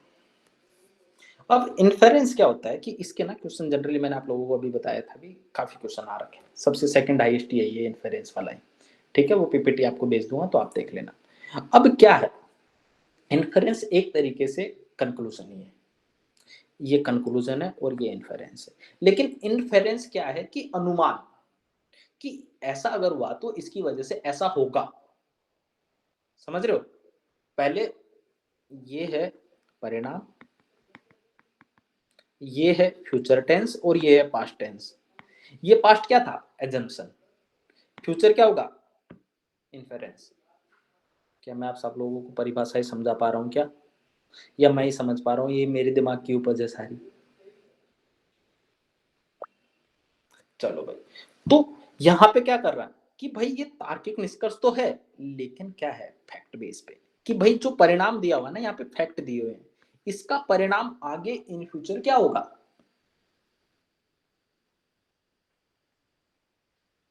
समझ रहे हो मेरी बात? तो ऑप्शंस के जो डेटा है ना, इसमें जो डेटा दिया हुआ है उसको थोड़ा सा यहाँ पे हम लोग ध्यान में रखेंगे, पहली चीज तो। दूसरी चीज कि भाई जो फैक्ट दिया हुआ है इसमें, वो यहाँ पे प्रायोरिटी बेसिस पे काम करेंगे आपकी इन फ्यूचर की चीजों को दिखाने के लिए, कि भाई आज की सदी औद्योगिक क्रांति की है, 19वीं 20वीं सदी, तो 21वीं सदी उससे बेटर होगी ना। हो सकता है बेटर, हो सकता नहीं, लेकिन पॉसिबिलिटीज तो है कि भाई औद्योगिक क्षेत्र में हो सकता है कुछ नवोन्मेष नया हो जाए। तो यहाँ पे फिर से हम पैराग्राफ पढ़ते हैं। इन्फेरेंस समझ में आया? ये कहानी मेरे हिसाब से अगर आपने ये कहानी समझ ली ना, ये वाली, तो इन्फेरेंस और उसमें दिक्कत नहीं रहेगी। ये फ्यूचर है, ये पास्ट है, मेरे हिसाब से मोर देन सफिशिएंट। ठीक है, अब कहानी फिर से पढ़ते हैं। तर्क संगत निर्कस इन्फेरेंस निकाला जाता है सर्वाधिक तार्किक। फिर से मैं स्टेटमेंट पढ़ूंगा। भारत में कृषि समुदाय को अपनी आर्थिक दशाओं में सुधार लाने के लिए अन्य व्यवसायों को अपना लेना चाहिए। ये क्या है? सुझाव है, अपना लेना चाहिए। इन्फेरेंस पॉजिटिव हो सकता है, अपना लेना चाहिए, इस स्थिति में आ सकता है ना इन्फेरेंस, तो कि भाई इन फ्यूचर के लिए सलाह दे रहा हूं मैं कि आपको ये कर लेना चाहिए, तो हो सकता है भाई, नहीं पता। दूसरा, भारत की अपनी तेजी से बढ़ती जनसंख्या का नियंत्रण करने के लिए कठोर उपाय अपनाने चाहिए। पता नहीं, देखेंगे एक बार। भारत में अर्थव्यवस्था प्रमुख रूप से इसकी कृषि पर निर्भर करती है, अर्थव्यवस्था कृषि पर निर्भर कर रही है भारत की। ये तो लेकिन यार, ये अगर ये निष्कर्ष तो 1947 में भी सही हो सकता था, लेकिन 1947 का तो पैराग्राफ दिया नहीं होगा इन्होंने, ये तो अभी के हिसाब से दिया होगा, तो मैं फिर यहाँ सोचूंगा। अगला, कृषि क्षेत्र में समृद्धता भारत के लिए क्रांतिक महत्व की है। ये थोड़ा ठीक लग रहा है कि ऐसा कुछ इन्फ्लुएंस हो सकता है कि भाई ऐसी चीजें कुछ हो सकती है। अब मैं कहानी पढ़ूंगा कि भाई ये बोलना क्या चाह रहा है। अब बोल रहा है, विश्व की जनसंख्या 1990 में 1.6 अरब के लगभग थी। आज ये 7.2 अरब के लगभग है और बढ़ रही है। अरे भाई साहब, इतनी जनसंख्या बढ़ गई, बताओ देश का क्या होगा। ऐसे दिमाग को ना, अब इतना पढ़ा ना, दिमाग रिलैक्स हो गया, फिर कुछ और सोचेगा नया। जनसंख्या वृद्धि के लिए किए गए हाल के आकलन से पूर्वानुमान होता है कि विश्व की जनसंख्या 2050 में 9.6 और 2100 में 10.9 अरब हो जाएगी। विश्व की जनसंख्या की बात कर रहा है अभी तक। ये इंडिया की बात की है क्या इसने? और पैराग्राफ के 2 ऑप्शंस में इंडिया था, देखो इंडिया इंडिया, मतलब उनकी पॉसिबिलिटी कम हो गई। देख रहे विनोद कैसे बेवकूफ बनाया जा रहा है। अगला, यूरोप और उत्तरी अमेरिका के सदृश जहां केवल 3 से 4% जनसंख्या कृषि पर लगती है, भारत की लगभग 47% जनसंख्या कृषि पर निर्भर है। 47% जनसंख्या कृषि पर निर्भर है इंडिया की। यदि भारत सेवा क्षेत्र में लगातार प्रगति करता रहे और विनिर्माण क्षेत्र में तेजी से बढ़ता रहे, तो भी यह संभावना की जा रही है कि 2030 के आसपास जब भारत चीन से आगे निकलकर विश्व की सबसे बड़ी जनसंख्या वाला देश होगा, भारत की लगभग 42% जनसंख्या कृषि रूप पर प्रधानता निर्भर रहेगी। मतलब चीन के आगे बढ़ जाएंगे तो भी 42% लोग खेती पर निर्भर करेंगे। अगर आपने इकोनॉमिक सर्वे पढ़ा होगा, उसकी समरी देखी होगी, तो आपको डेटा ना, ऊपर वाला तो फिर भी ठीक है, नीचे वाला 2030 तक 42% जनसंख्या एग्रीकल्चर पर निर्भर होगी, सही बात है, कोई दिक्कत नहीं। अब इन्फ्रेंस क्या निकालना चाहिए इस चीज से, जो मैंने पढ़ा है इससे इन फ्यूचर में क्या निकालूं? भारत के कृषि समुदाय को अपनी आर्थिक दशा सुधारने, अन्य व्यवसाय को अपना लेना चाहिए, ये तो इसने बोला ही नहीं है कहीं। दूसरा, भारत को अपनी तेजी जनसंख्या पर नियंत्रण उपाय कर दो, बोला है क्या इसने जनसंख्या की? भारतीय अर्थव्यवस्था मुख्य रूप से, भाई अर्थव्यवस्था की नहीं बात कर रहा है ये जनसंख्या की निर्भरता की बात कर रहा है। समझ रहे हो दोनों में डिफरेंस? तो आंसर आ गया। तो इन्फेरेंस समझ में है। चलो आगे कहानी। मेरी बात समझ पा रहे हो आप लोग, या मैं नींद में कहानी चला रहा हूं कि सुबह उठा सपना था? चलो भाई, अगला बात करते हैं कुछ एक चीजें।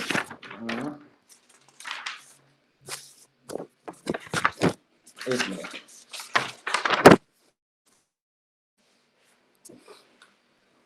एक होता है क्रिटिकल मैसेज। अब देखो, जब भी आप मैसेज की बात करोगे, आप संदेश की बात करोगे, आप एज ए सुझाव दे रहे हो, आप एज ए सलाह दे रहे हो। आप वो नहीं कर सकते, आप एजम्पशन में सलाह नहीं दे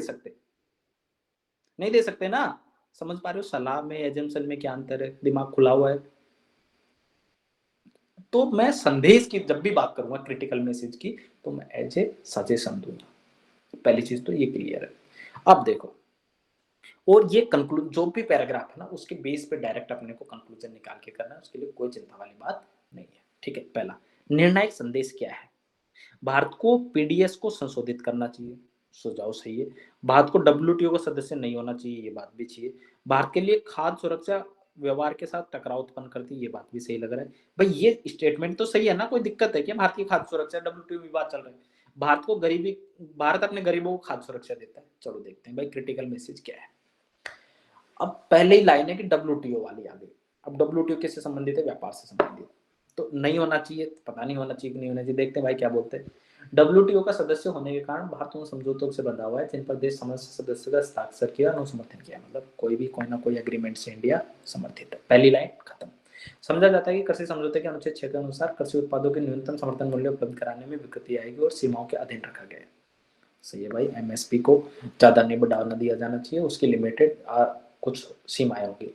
न्यूनतम समर्थनों की आर्थिक सहायता विकासशील देशों के लिए कृषि उत्पादन के मूल्य के 10% से अधिक नहीं हो सकती। हाँ भाई, मेरे को पीस क्लोज पता था और मेरे को पता था कि 10% से अधिक नहीं हो सकती, ये तो मेरे को पहले से पता था। बाद में पीडीएस के लिए न्यूनतम समर्थन मूल्य और खाद्यान्न की सार्वजनिक स्टॉक होल्डिंग आवश्यक है। ये बात भी, मतलब ये फैक्ट बोल रहा है ये कि भाई ये सारी चीजें तो ठीक है कि भाई आप 10% से ज्यादा नहीं कर सकते, लेकिन आपकी पीडीएस के लिए क्या जरूरी है?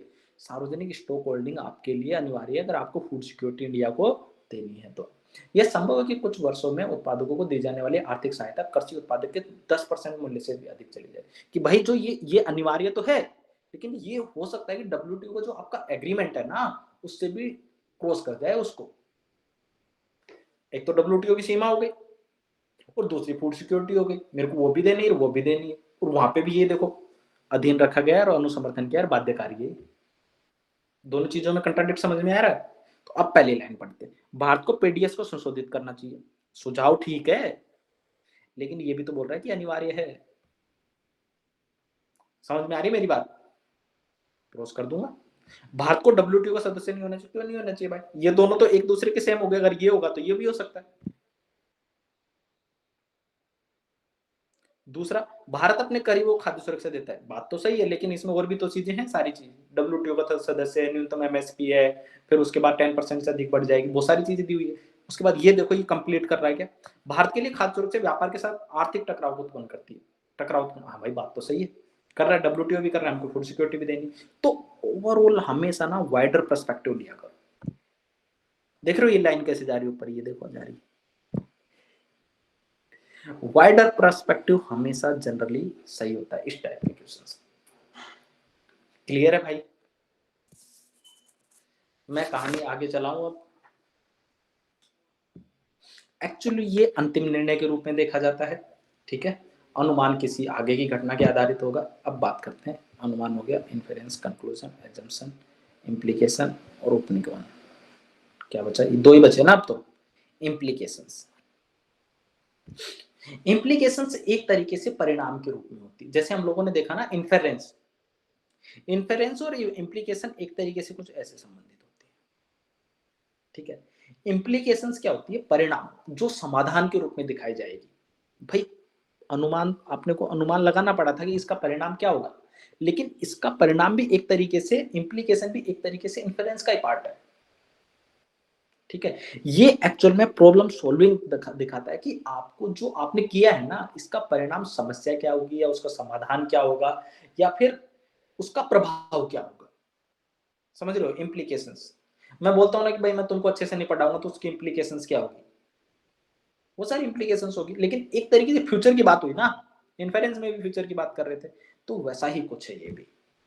अब हम बात करते हैं फिर से महत्वपूर्ण निहितार्थ क्या है। आर्कटिक में पहले ऑप्शन पढ़ लेते हैं। आर्कटिक क्षेत्र में आर्कटिका अधिक संसाधन, आर्कटिक क्षेत्र में अंटार्कटिका से अधिक संसाधन है। पता नहीं भाई, मेरे को नहीं पता, ज्यादा एक कम है कि बाब अंटार्कटिका तो खुदा ही नहीं गया ना अभी।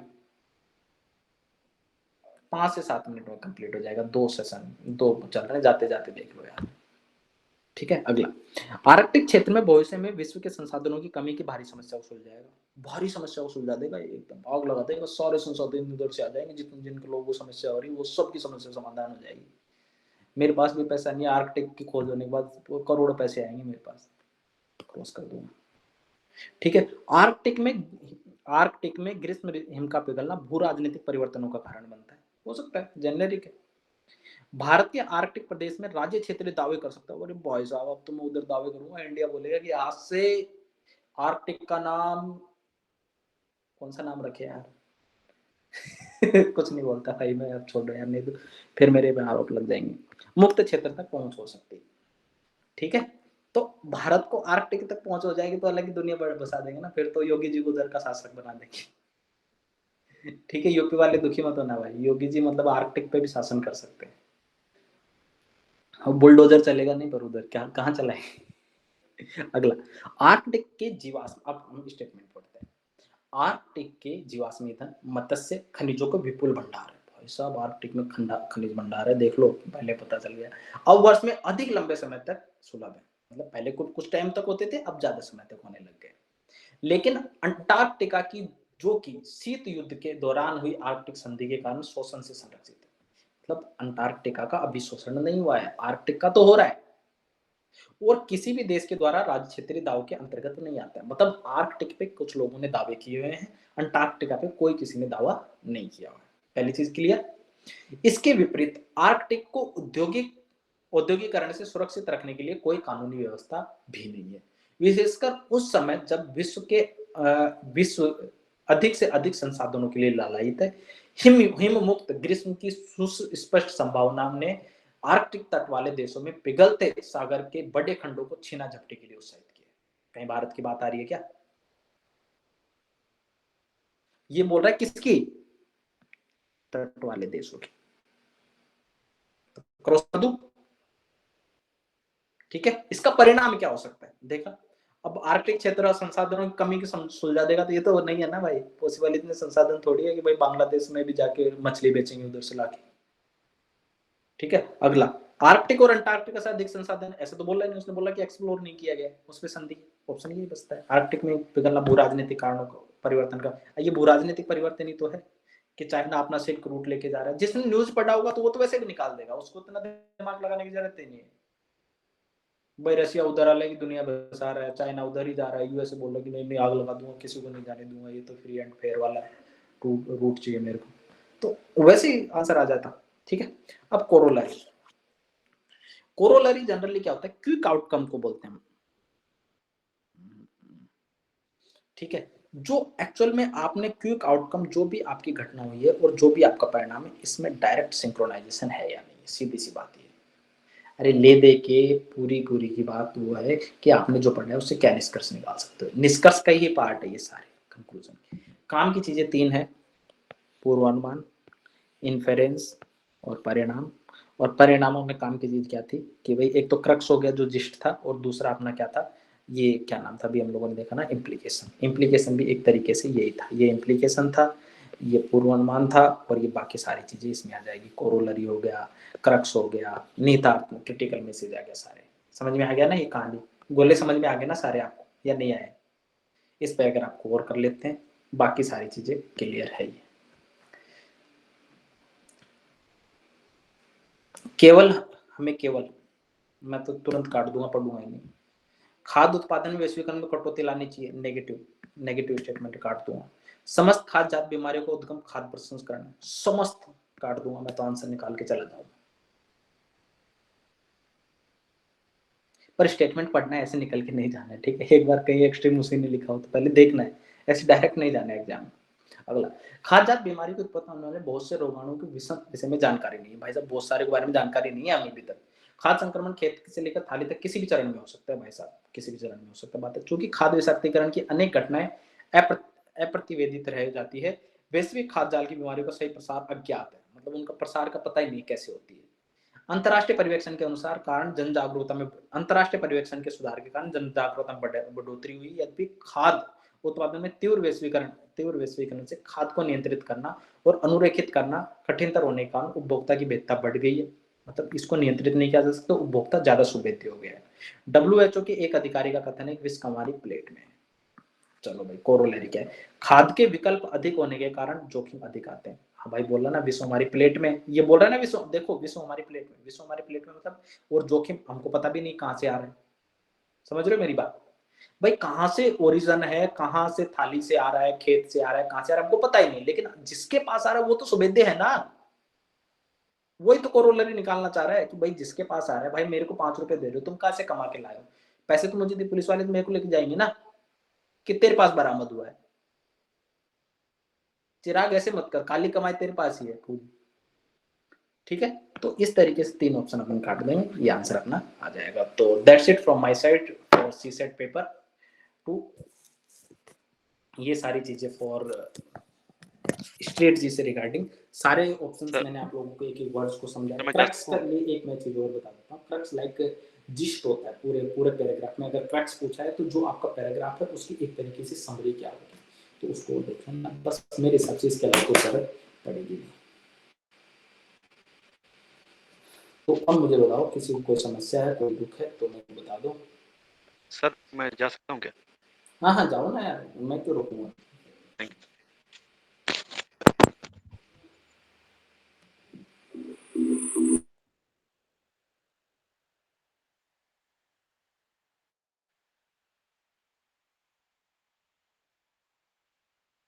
माइक खोल लो सर अपना माइक। ओके, मैं आप लोगों से एक सजेशन जा रहा था कि जो हमारे सीसेट के सेशन है, क्योंकि एक ही सेशन बचा है और मैं चाह रहा हूँ कि आप लोगों की कुछ एक पीवाईक्यू की प्रैक्टिस हो जाए।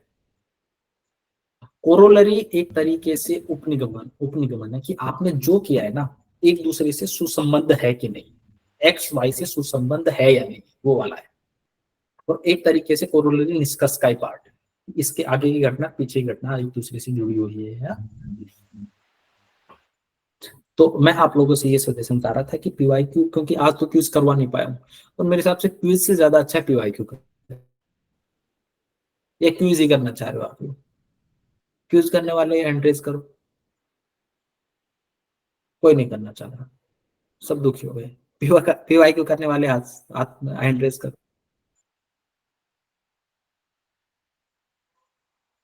चलो ठीक ठाक स्थिति में कौन से ईयर का पीवाईक्यू करोगे? सारे करते हैं, ठीक है। तो इन फ्यूचर नेक्स्ट वाले सेशन में हम लोग ना 85 वीडियो में वाली में पीवाईक्यू शानदार कराए। दिनेश कौन सी सी सेट की क्या बताना चाह रहे हो? 85 वीडियो बोल ही दो यार, क्या बोलना चाह रहे हो? ठीक है, तो हम फिर से पीवाईक्यू करेंगे, और क्यूज हम सोल्व करेंगे नेक्स्ट वाले की बजाय। क्यूज की बजाय हम लोग 2018, 19, 20, 21, 22 का जो भी जिनके भी आंसर किया गए। अच्छा, एड झाड़ की क्लास में, ठीक है। हाँ, तो उसमें पीवाईक्यू अच्छे कराए भाई, ठीक है। तो मैं एक्चुअली उसको अभी भी नहीं देख पाया हूँ यार। पर भाई जिसको देखना है एड सारथी की वीडियो देख लेना, उसने अच्छे करवाया, बताया कोई मैडम, ठीक है। हाँ, पर मैं ये करवाने वाला हूँ कि इन फ्यूचर जो कुछ एक ईयर के मैं पीवाईक्यू का ना एक वो निकाल लूंगा, पेपर ही निकालूंगा यार मैं, ऐसे ना अब ऐसे सेग्रीगेशन के साथ काम नहीं करूंगा, ठीक है। किसी भी ईयर का पीवाईक्यू निकालेंगे, जो भी आपका मन, हम लोग पीवाईक्यू डिस्कस करेंगे नेक्स्ट वाले क्विज में। और हम देखो अब ना, मेरे हिसाब से क्विज कुछ एक ही क्विज करेंगे, 5 से 10, 10 12 सवाल किया करेंगे इन फ्यूचर। आगे इतना पूरा क्विज करने का कोई मतलब है नहीं। ओवरऑल आपकी लर्निंग होनी चाहिए, बिना काम का धंधा तो मैं वैसे ही कर सकता हूँ, मेरे को क्या 3 घंटे बिठा के मेरे ऊपर मजा आता है। तो हम कोशिश करेंगे कि नेक्स्ट वाले सेशन में जो है हम लोग पीवाईक्यू के किसी भी ईयर के जो कॉम्प्रिहेंशन वाले सेक्शन है उसको करेंगे। उसके बाद जो जैसे अब नेक्स्ट वाला सेशन कितने तारीख को है आपका? देखता हूँ एक बार कितने बजे है आपका नेक्स्ट वाला सेशन, क्योंकि अभी तक जितने भी बैकलॉग थे सारे खत्म हो गए भाई मेरे। जो लोग दुखी थे 4 तारीख को हमारा सेशन नहीं हुआ था, उनके सारे बैकलॉग खत्म है। और जिन लोगों के सेशन छूट गए, लाइक श्वेता है, दूसरा है, और एक दो लोग और हैं, 8 तारीख को है ना नेक्स्ट वाला सेशन। तो 8 तारीख को सेशन है, तो हम लोग 8 तारीख को ही लेंगे आगे का सेशन ऑन डेट। और उससे पहले जितने सेशन छूट गए, जिन लोगों के सेशन छूट गए, वो मेरे को मैसेज डाल देना, मैं आप लोगों को 2 सेशन की रिकॉर्डिंग दे दूंगा जो मुझे लगता है कि इंपॉर्टेंट थे, ठीक है। और बाकी तो एक क्विज था, तो क्विज वाला तो नहीं करोगे ना तो भी काम चल जाएगा, उसमें मिल जाएगा। और एक